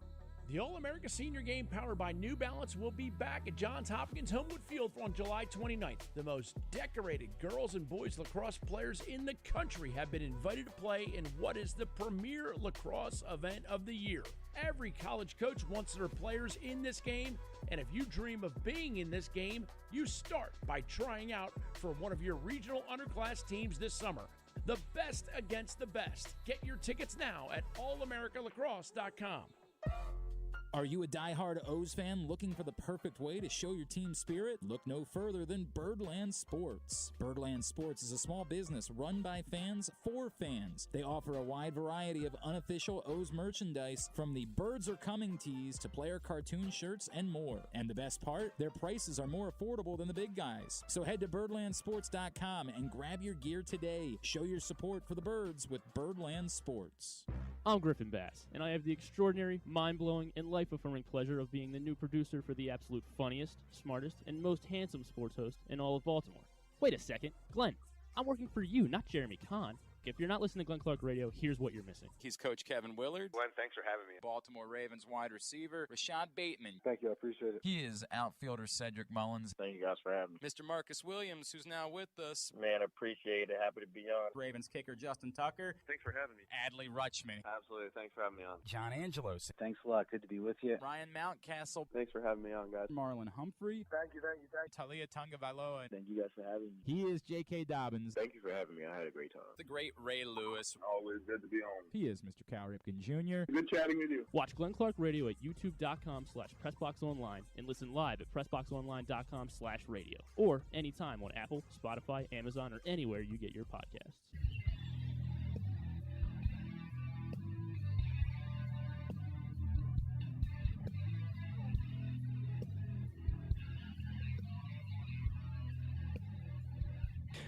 Welcome back into the batter round.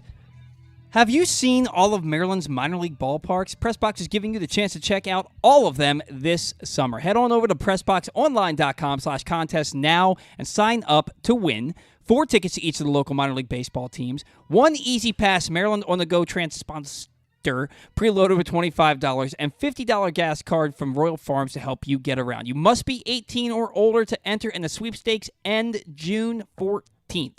So get over to PressBoxOnline.com/contest right now to sign up. Joining us now on the Locked On Orioles podcast, joining us now from the Locked On Orioles podcast on the bat around, he is Connor Newcomb. Connor, thanks for joining the show, man. How are you?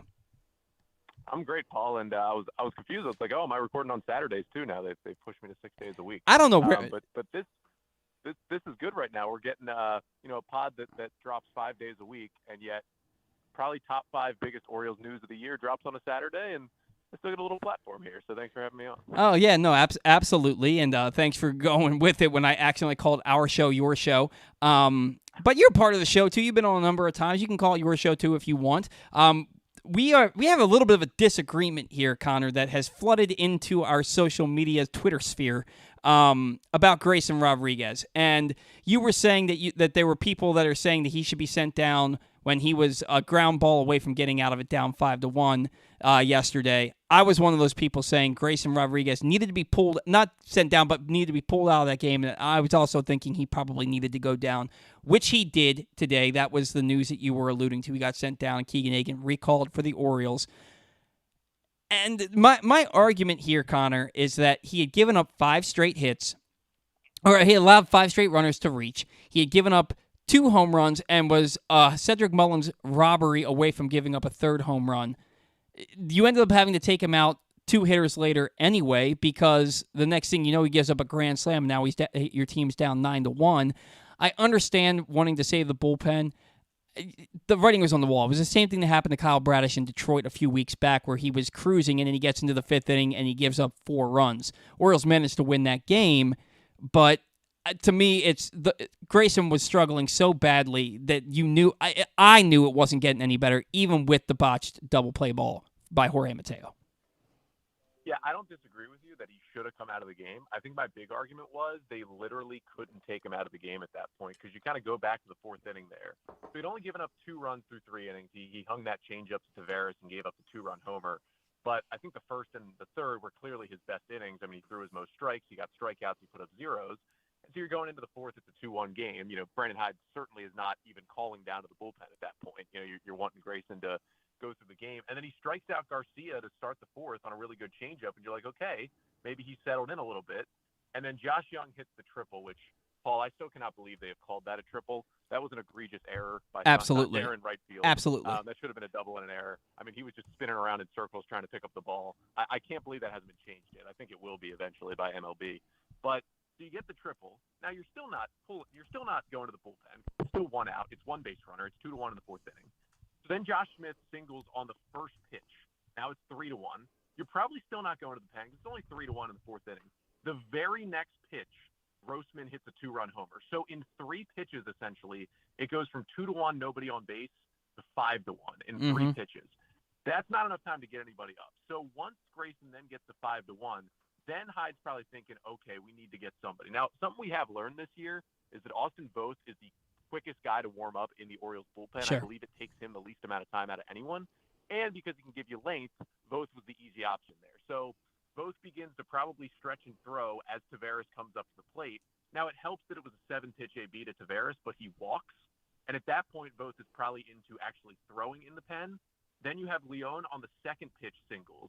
And then Semien on the 2nd pitch hits the ground ball, which, I mean, should have gotten him out of the inning. And I even do think if that's a double play, I think Grayson's probably done. And I don't think he comes back out for the 5th inning. But it should have been a double play, and instead it's no outs. And at that point, even though Voth is probably throwing by the time Leon comes up, that was 4 pitches combined to Leon and Semien. And then, of course, it was the 1st pitch to Seager is the grand slam. So I think all in all in there, I mean, you've got 15 pitches total from Grayson to all of the batters in the 4th inning that got it to 9-1. Yeah. That is about as quick as a team can score 7 runs on you. And Austin Voth can throw pitches quicker than Grayson can while he's on the mound back there. But you still want to throw, 20-some warm-up pitches out there. And if you noticed, after the grand slam, I believe it was Gunnar Henderson came to the mound along with Adley Rutschman, but Hyde did not. And the two of them just kind of waited there for a while. They waited about a minute or two, and then Hyde came out of the dugout because you could tell he was trying to give Voth every last pitch out there in the bullpen. I agree he should have come out once it was 5-1. I just think they had no time to get literally anyone ready. And that was the tough part about Grayson's start. I mean, that kind of bleeds into what the whole issue was, is that it wasn't just really, walks and too many base runners. It was he was so afraid to throw his breaking stuff in that start last night that it was just, well, my first pitch is going to be a fastball over the middle of the plate no matter what. And the Rangers are the best offense in baseball, and they knew that. And, that was the quickest I've ever seen an inning get out of hand. It was super quick, and that is the best argument for leaving him in. It's the because I honestly, it seems as though you watched the game much more intently than I did. I knew it was happening quick. I wasn't realizing there were 3 straight first pitches that guys reached base on, and that it was basically 8 pitches and you're down 9-1 is essentially what happened in that game. It's the best argument for why he got left in. If you haven't gotten the guy up yet to warm up, and Grayson goes out there and strikes out the first batter with a changeup that was so nasty, Jim Palmer laughed. It was so nasty, Jim Palmer laughed on the broadcast. And then the next thing you know, the floodgates open, and you had no time to even blink. That makes sense. That totally makes sense, and it's the best argument for it. Now, him being sent down. You had posted you didn't think that Grayson should be sent down. And he's got to figure out the big league level. Am I correct?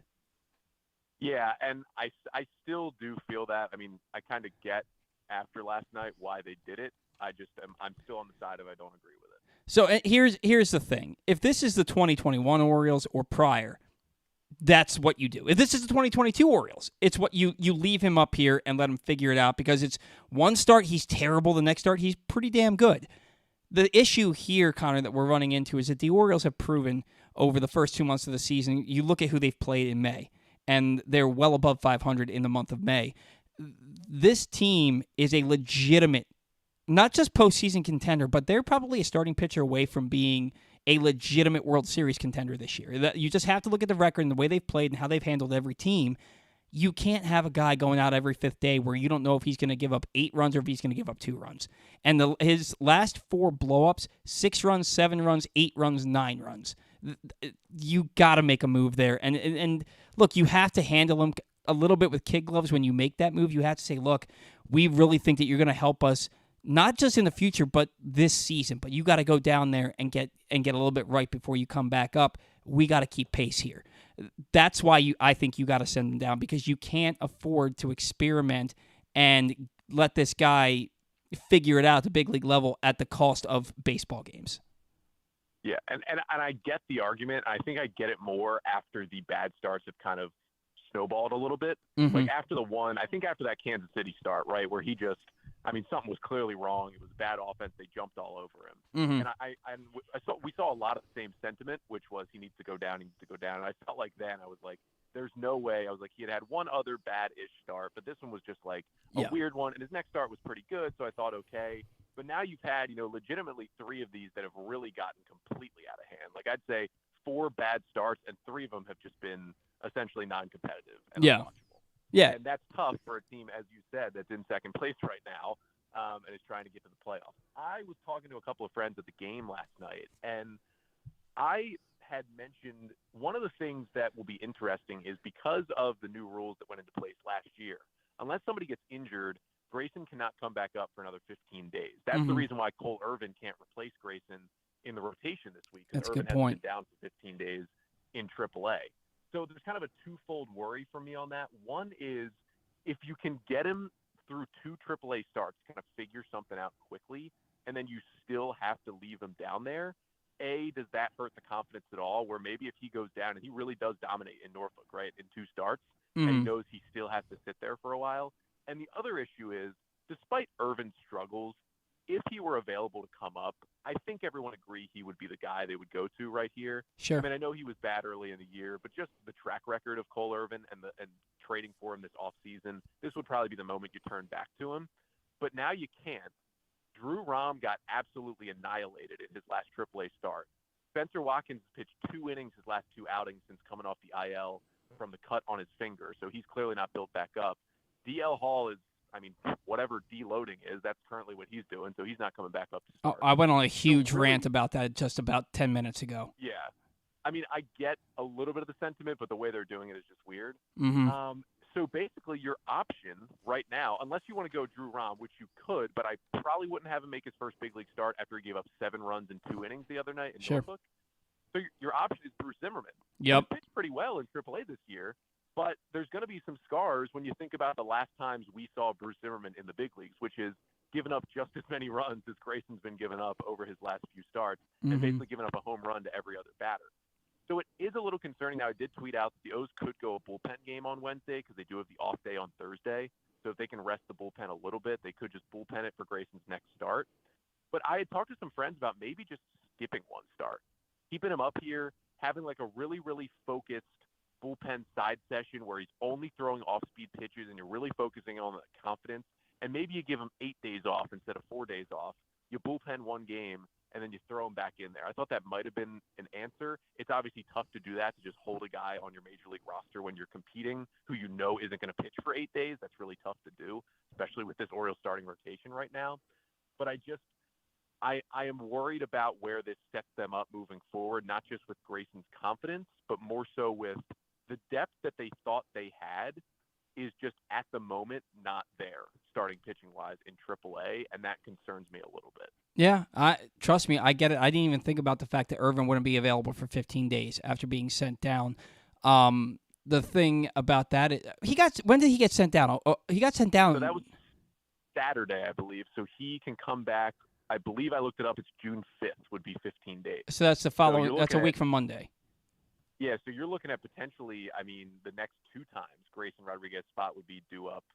You theoretically couldn't have Cole Irvin take that spot. Okay, unless there's an injury. Now, you're not hoping that anybody gets hurt, but if there's an injury, you never know. You never know what could happen here. Maybe Michael Givens' knee isn't quite ready yet based off how he's looked coming off the IL. I don't know. You're not hoping for an injury, but there are workarounds. They're just unfortunate workarounds. So we'll have to see how that goes. And it very well could be that you just have Alston Voth give you 3 or 4 innings in a bullpen game on Wednesday and go from there. And I think that's probably when we're reading the tea leaves, unless you want to bring Zimmerman up, who also started last night. That would make sense too. But and maybe that's what they do. Maybe that's what they do, and then they send him back down on Monday, and Irvin's up to make that start. And honestly, when I say that out loud, that actually makes a lot of sense. So I don't know. We'll certainly see how it goes. They have some things that they have to do here to get going with Rodriguez's spot in the rotation coming up in the next 5 days. Now, the rest of the rotation, Connor, has been up and down. Tyler Wells, he doesn't allow base runners, but when he does, it's in the form of home runs. Giving up a ton of home runs this year. Very low whip, very low opponents on base percentage. But he might be their best starting pitcher, and he's nowhere near an ace. Then you have Kyle Bradish. You kind of excuse his bad starts because he's still inexperienced, and when he's good, he's brilliant. Kramer giving up a lot of base runners still, but limiting the damage. Gibson's been more good than bad. With the news with Grayson going down, the news about John Means having a setback because of the scapula strain, it's almost a foregone conclusion. The Orioles are trading for at least one starting pitcher at the deadline, right? Yeah, I mean, they have to.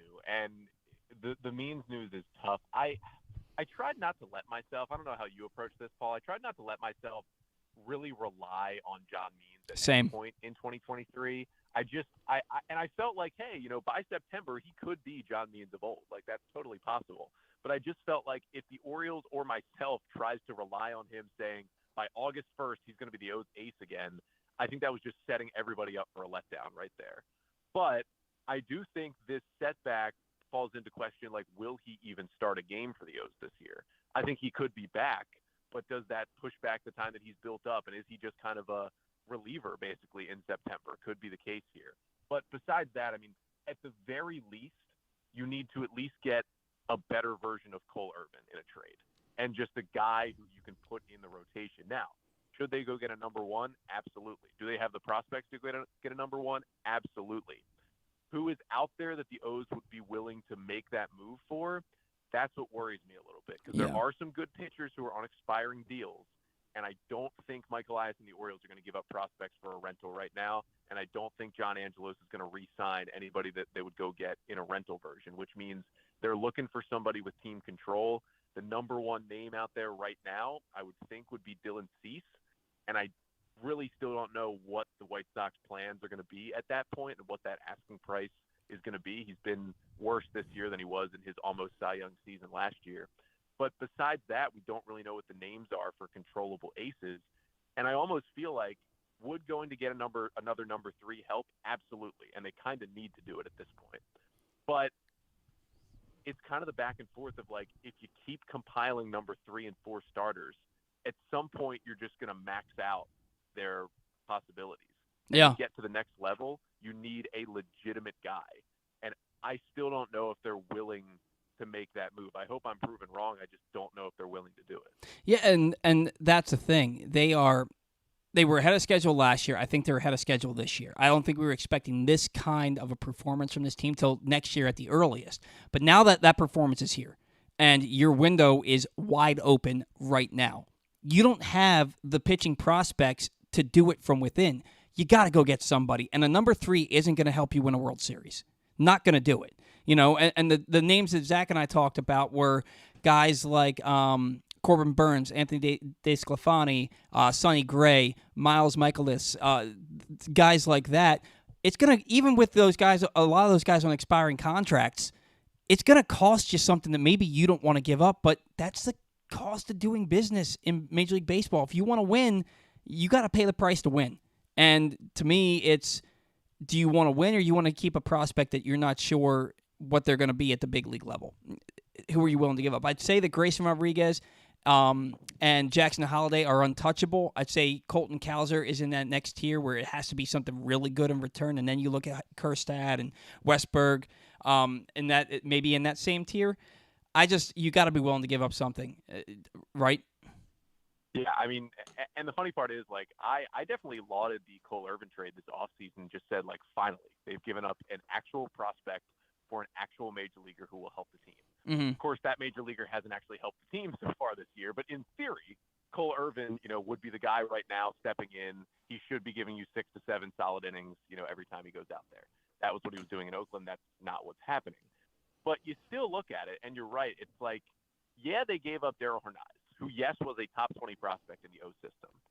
But I would say there was less than a 25% chance that Hernandez ever made an impact with the O's at the big league level. Not because of his talent, but because he was the 20th prospect, and he was like the 8th-ranked middle infielder in the system because that's how loaded they were at shortstop, essentially. So they almost kind of didn't need him, and that was a really good guy to leverage for a trade.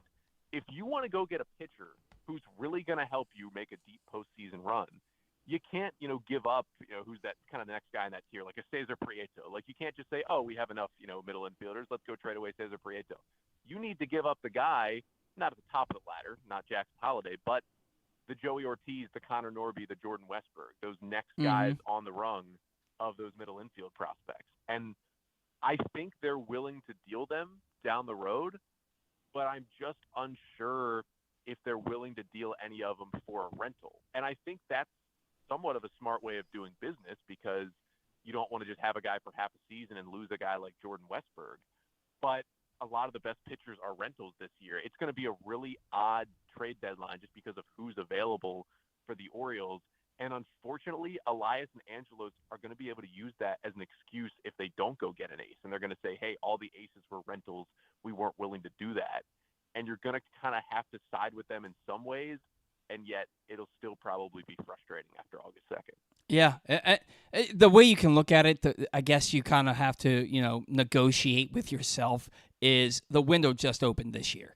You know what I mean? It's not like it's closing after this season. You got to prepare yourself to be disappointed at the end of the day. Yeah, that's exactly what it comes down to. And you're right. I'm not going to want to give up Jordan Westberg, who I think is going to be a really solid big league player, for a guy who's not going to – for Andrew Miller. I'm not doing that. You know what I mean? That I'm not going to do that for a guy that's not going to be here after October. And the other thing, Connor, is there's going to be 20 teams that think they're in it. There's going to be 20 teams that think they're in it, and they all want starting pitching. So you're not just competing with the asking price of the team that the starting pitcher's on. You're competing with everybody else in the league who wants that same starting pitcher. It's going to be a crazy deadline. It's going to be super interesting to see what happens. And to your point, I'm not going to be surprised if they pull back and say, we got to just go in-house because we weren't willing to give up these guys for a rental. I think that that's a fair and accurate point. Jorge Mateo. You having on your show prior to the season discuss Orioles infielders.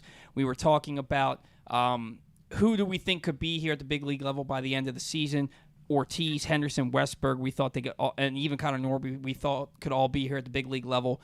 We were talking about maybe Ortiz could take Mateo's place with a really good spring, and then he got hurt. Mateo got off to a really hot start this year. Is the time fast approaching where you're making that move and you're making Joey Ortiz or Jordan Westberg or Gunnar Henderson your everyday shortstop and moving Mateo to a super utility role? I think the first move will be the Henderson move just because he's the only one in the big leagues right now after Ortiz got optioned. And it was tough to see Ortiz get optioned yesterday. I just think the O's kind of had to do it with Arias coming back. Mm-hmm. It was basically the no-brainer option just because I think we've all decided that Terrin Vavra is an outfielder right now and no longer an infielder. So I think the move was unfortunately Ortiz. I think that Henderson move is honestly coming pretty soon. Yeah. Like, I think sometime this week, I think we're going to see Gunnar Henderson playing some shortstop. And I think you'll see Mateo in there still against lefties, and I think you'll see him pinch run, and he may even come in as a defensive replacement at some points just because Arias has been a little worse defensively at third base, so maybe you could see late in games Gunnar moves to third, Mateo goes to shortstop. Mm-hmm. But he's not just having a bad May, Paul. He's having one of the worst months in MLB history. He's got 6 hits in 60-plus at-bats. Those are the numbers. Those are the numbers that got Cedric Mullins sent down in 2019, 6 for 64. Yeah. He has had one of the worst months. He's striking out at an even higher rate than he was last year when he was playing most of the year. I mean, he really had, I would say, the worst game in his Orioles career last night. He was bad. I believe went 0 for 3 with 3 Ks. I don't know if he got a fourth at-bat in that game or if he came out of the game first. But he was bad. He boots that double play, which, listen, Grayson wasn't pitching well, but it should have been 5-1 at least after 4 innings. And at that point, you probably take Grayson out, but we've seen this Orioles team before. You give them 5-1 after 4 innings, they got a real chance of coming back. When it's 10-1, it's hard to keep the bats going when it's 10-1. Right. When it's 5-1, you're still in that game. And that was a tailor-made double play ball. And to not even get one out, but to boot that ball. And I get it. He's been still amazing defensively most of the other times. But it's been a little shakier. His defensive metrics are a little down this year. It's hard to go up from what he was last year, but it's just, I mean, I wouldn't send him down or DFA him. He's still important to the roster because of what he can do without the bat in his hands. I just think it's time, and it's working out perfectly, right? Because Gunnar's finally heating up a little bit. Yeah. So it feels like the perfect time. You got Arias back. You can stick him right back at third base. You can put Gunnar at shortstop every single day, and you can just go at this point. And Adam Frazier's hitting well enough to lock down second at the moment, and I think you feel good with that infield. And I would play him against lefties, but it's tough to watch right now. I mean, he had those 2 at-bats last night where he saw 6 pitches and swung and missed at all 6 of them and struck out. And they were all in the same exact spot. They were all in the exact same spot. I tweeted out that he swung and missed at the same pitch 3 times in a row in about 36 seconds in his second at-bat to strike out. And, I mean, shout out to John Gray for seeing it the first time and saying, well, let me throw it again, and seeing it the second time and saying, well, let me throw it again. And, yep. And, good pitchers are just going to do that to you if you show you can't hit it. And it's just it's really hard to watch. And, again, if he's hitting 220 this month, Paul, you're looking at the same player you had last year. You're saying, all right, this guy's a solid fill-in at shortstop. But his speed doesn't work if he can't even get on first base. Right. That's really the big issue right here. He can't steal 50 bases in a year if he can't get himself to first base. Yeah, and he started out so good. We thought that he was a brand-new player. They had really turned the corner offensively. He was looking like the best shortstop in baseball through April, and he's hitting, like you said, 6 for 65 this month? Something like that. It's just been so bad. And, again, you run into the Grayson Rodriguez thing. This team is in contention. They are too good to trot out a guy who's going to give up 8 runs in the start, and they're too good to trot out a guy who's going to hit below 100 in a full month of the season just because he's a good defender. You might as well bring Cesar Izturis back. It's the same reason Tim Beckham didn't last, and Tim Beckham was a horrible defender. Don't get me wrong, but they're very opposite defensively. But he had a month where he was exceptional. The next month he couldn't hit anything, couldn't hit a beach ball. So they moved on from him. They'll eventually move on from Mateo if this continues. He's got to become a more consistent player over a period of time. And his value is still there as a utility player. He's probably more valuable to your team as a utility player because he's not in your lineup every night going 0 for 4 with 3 strikeouts and not a double play ball because he's really fast, but you get the point there. We got to move along here. I want to play a quick rapid-fire game with you, Connor, before we do Take to Rake here. So we're going to do when will they be here, and then we're going to do will they stay here. So kind of a rapid-fire thing here to end this part of the segment, if you don't mind. I'm ready. All right. Jordan Westburg, when will he be here? I will say never. Never. Plays on another team in the big leagues for the first time. Wow, never. I didn't see that coming. Colton Cowser, when will he be here? After the All-Star break, shortly. Heston Kjerstad. Opening day 2024. And Jackson Holliday. Ooh. Jackson Holliday will be after the All-Star break 2024. All right. Now, will they stay here? Austin Hayes. Yes. Anthony Santander. No. Ramon Arias. No. Jorge Mateo. No. And finally, Ryan Mountcastle. Yes. Okay. All right. I wanted to give you the tough ones for the last ones with Jackson Holliday and Ryan Mountcastle. Mountcastle, I think he is who he is at this point. I was talking about him being potentially Austin Riley for the Orioles, and he swings and misses way too much. He is what he is at this point. All right, on to Take the Rake. Zach took Austin Hayes last week. I took Adley Rutschman. Hayes went 8 for 22, 3 doubles, 5 RBIs, 1 walk, 4 Ks, /364, 391, 500, 891. I took Adley Rutschman, 6 for 25, 1 home run, 2 RBIs, 5 walks, 2 Ks, 240, 367, 360, 727. Zach took this one to take the overall lead in the Take to Rake season standings. About time. 3 wins to 2 wins for me, to 2 wins for the guest, to 1 win for Ryan Blake.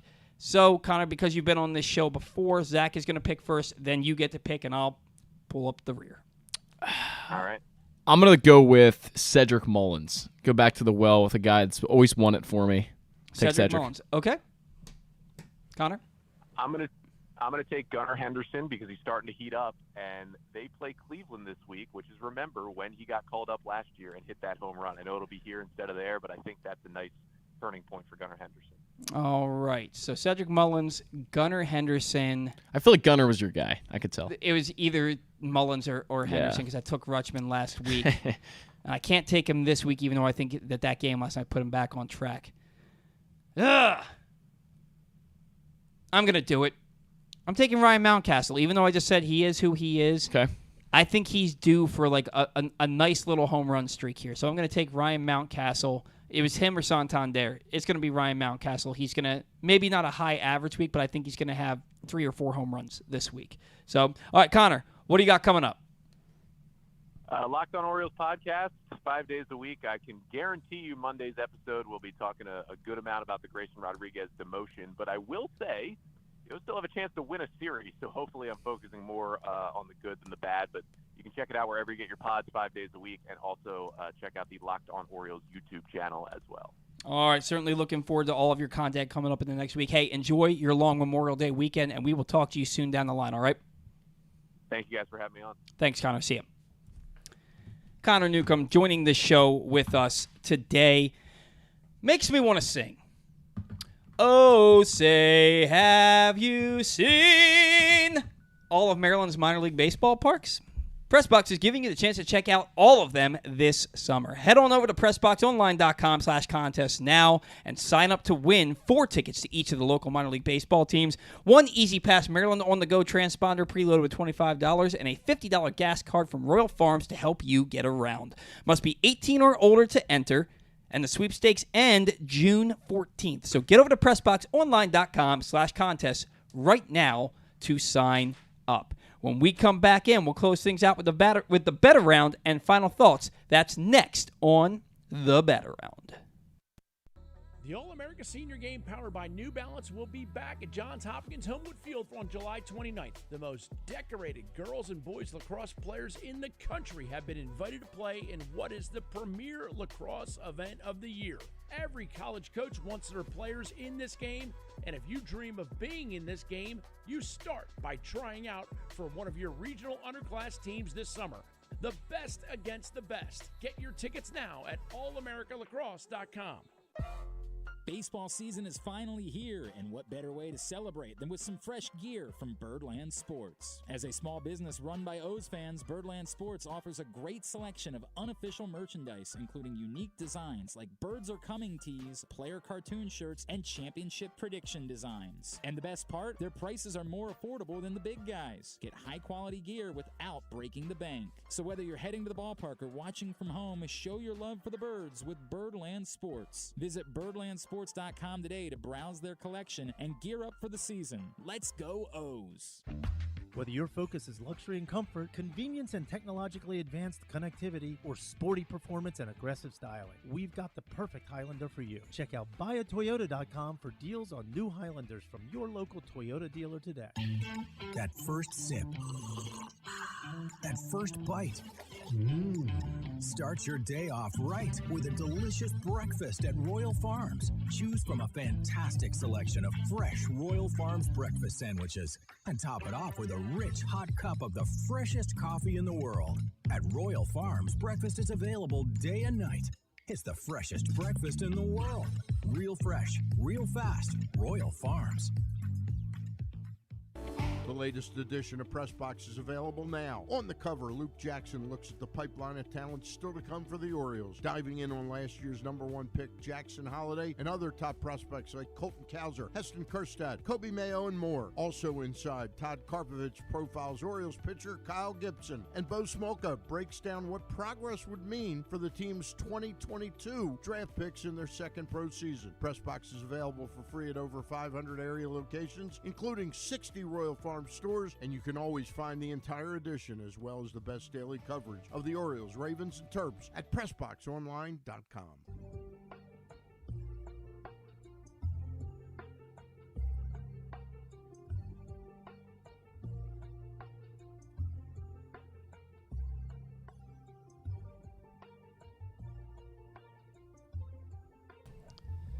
The latest edition of Press Box is available now. On the cover, Luke Jackson looks at the pipeline of talent still to come for the Orioles, diving in on last year's #1 pick Jackson Holliday and other top prospects like Colton Cowser, Heston Kjerstad, Kobe Mayo, and more. Also inside, Todd Karpovich profiles Orioles pitcher Kyle Gibson, and Bo Smolka breaks down what progress would mean for the Ravens' 2022 draft picks in their second pro season. Press Box is available for free at over 500 area locations, including 60 Royal Farm stores, and you can always find the entire edition, as well as the best daily coverage of the Orioles, Ravens, and Terps at PressBoxOnline.com. Orioles lineup is out. Mullins, Rutschman, Hayes, Mountcastle, Arias, McCann, Frazier, McKenna, Mateo. That's the O's lineup for tonight. McKenna, Mateo. For this afternoon, actually. McKenna, Mateo. But I love Hayes in the 3-hole. That's a Santander, obviously, off. Is that what she said? And out of the lineup today. Man, you're really weird. You're a weird guy. You're a weird guy. The Big Rod getting demoted. The Big Rod. We can't talk about the Big Rod. The Little Rod at the Major League level anymore. I'm disappointed. The Little Rod. Who's the Little Rod? A-Rod? No, it's Big Rod now because the Big Rod's true, Little Rod true. because he's been little on the field. Yeah, I don't hate the lineup. If you look at the matchups, Austin Hayes is 3 for 5 with a home run in his career against Heaney. Mateo also 3 for 5 with a home run and 3 RBIs. Ryan McKenna 1 for 1 with an RBI. Ryan McKenna gets the benefit of the doubt with the small sample sizes. He sure does. He sure does. That's because he's Superman. That's what I like to call him. Super mediocre man. Ryan Mountcastle 3 for 4, 2 home runs, 4 ribeye steaks. Cedric Mullins 2 for 4 with a home run, 2 ribeye steaks. Ramon Arias 1 for 4 with a home run. It's a representative lineup based on the matchups. Yeah, I would agree. I don't hate the lineup today. McKenna's been hitting enough that I'm not going to complain about him being in the lineup, although I think he's back on a downward trend right now. Of course, I say that. He'll have 2 hits, including a freaking home run today. Watch. Which brings us to the bet around. And there are two... Where are you? There you are. There are 2 parlays that I really like today, but I always like to go with the one that's going to make you the most money. So last week, I told you to take the same game parlay at plus 32.62. The over on 9 runs between the Orioles and who did they play last weekend? Blue Jays. Yeah, that's right. The over on 9 runs between the Orioles and Blue Jays. That hit. The Orioles won 6-5 in extra innings. Adley Rutschman 1+ total bases. That hit. George Springer home run. That hit.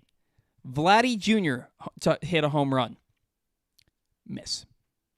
We were a Vladdy home run away from hitting on a bet that would have won us $326.20.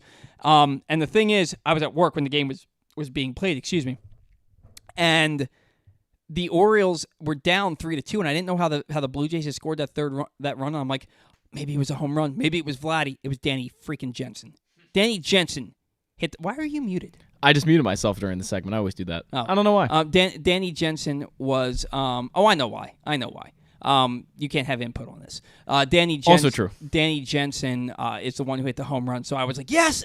Crap. It would have been the biggest hit of my life. $326.20. So what I like today is at plus 1641. So a $10 wager wins you $164.10, or a $100 wager wins you $1,641. Marcus Semien to record 2+ total bases. Corey Seager to record 2+ total bases. Ryan Mountcastle to record 2+ total bases. And Adley Rutschman to record 2+ total bases. I really like that. And it's the bet that's going to win you the most money for a parlay there.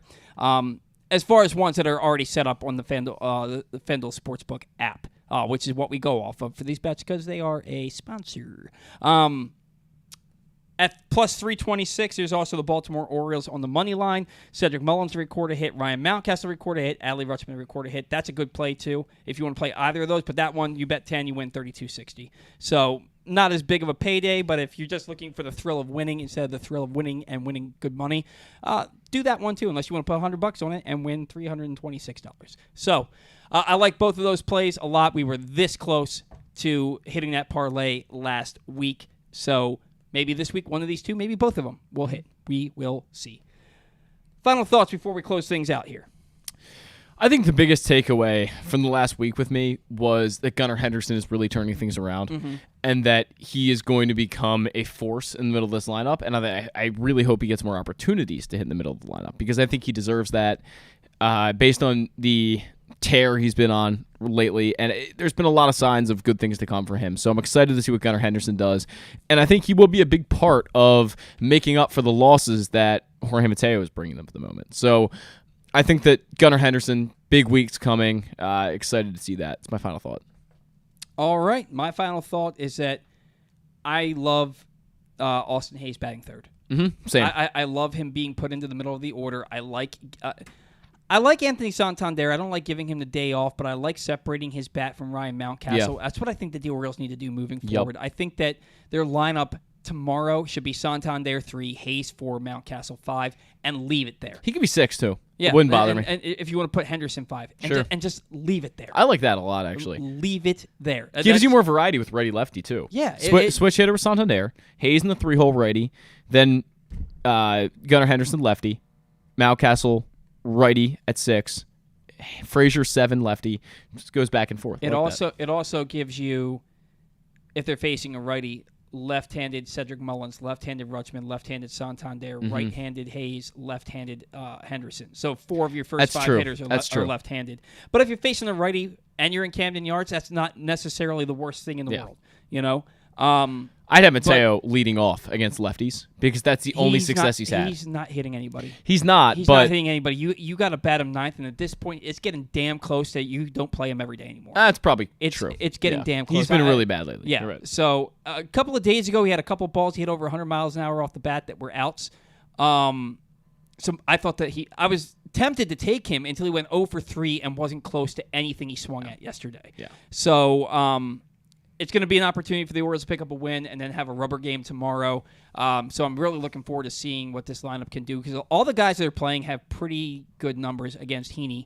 And I think they torched him the last time they played him. I think that was a game that they won 7-2. So I'm very interested to see what's going to happen here moving forward with this lineup today. And then I really want to see Santander, Hayes, Mountcastle, or Hayes, Henderson, Mountcastle hitting 3-4-5 or 3-4-5-6 starting tomorrow and moving forward. All right, I told Zach we'd be out of here by 12:30. Thank you to all of our guests. Stay on the Fan Charles for this weekly segment. Collier and Newcomb for another excellent segment, as always. Thanks to all of our sponsors. Without you, we don't have a show. Thanks to all of our fans. Without you, we really don't have a show. Thanks for tuning in. Enjoy your beautiful holiday weekend. Happy Memorial Day. Thank you to all of our veterans for their service. You're the reason we do this Memorial Day weekend, so thank you very much. Till next week. Actually, no show next week. Be the best of next week, I guess, of the Bat Around.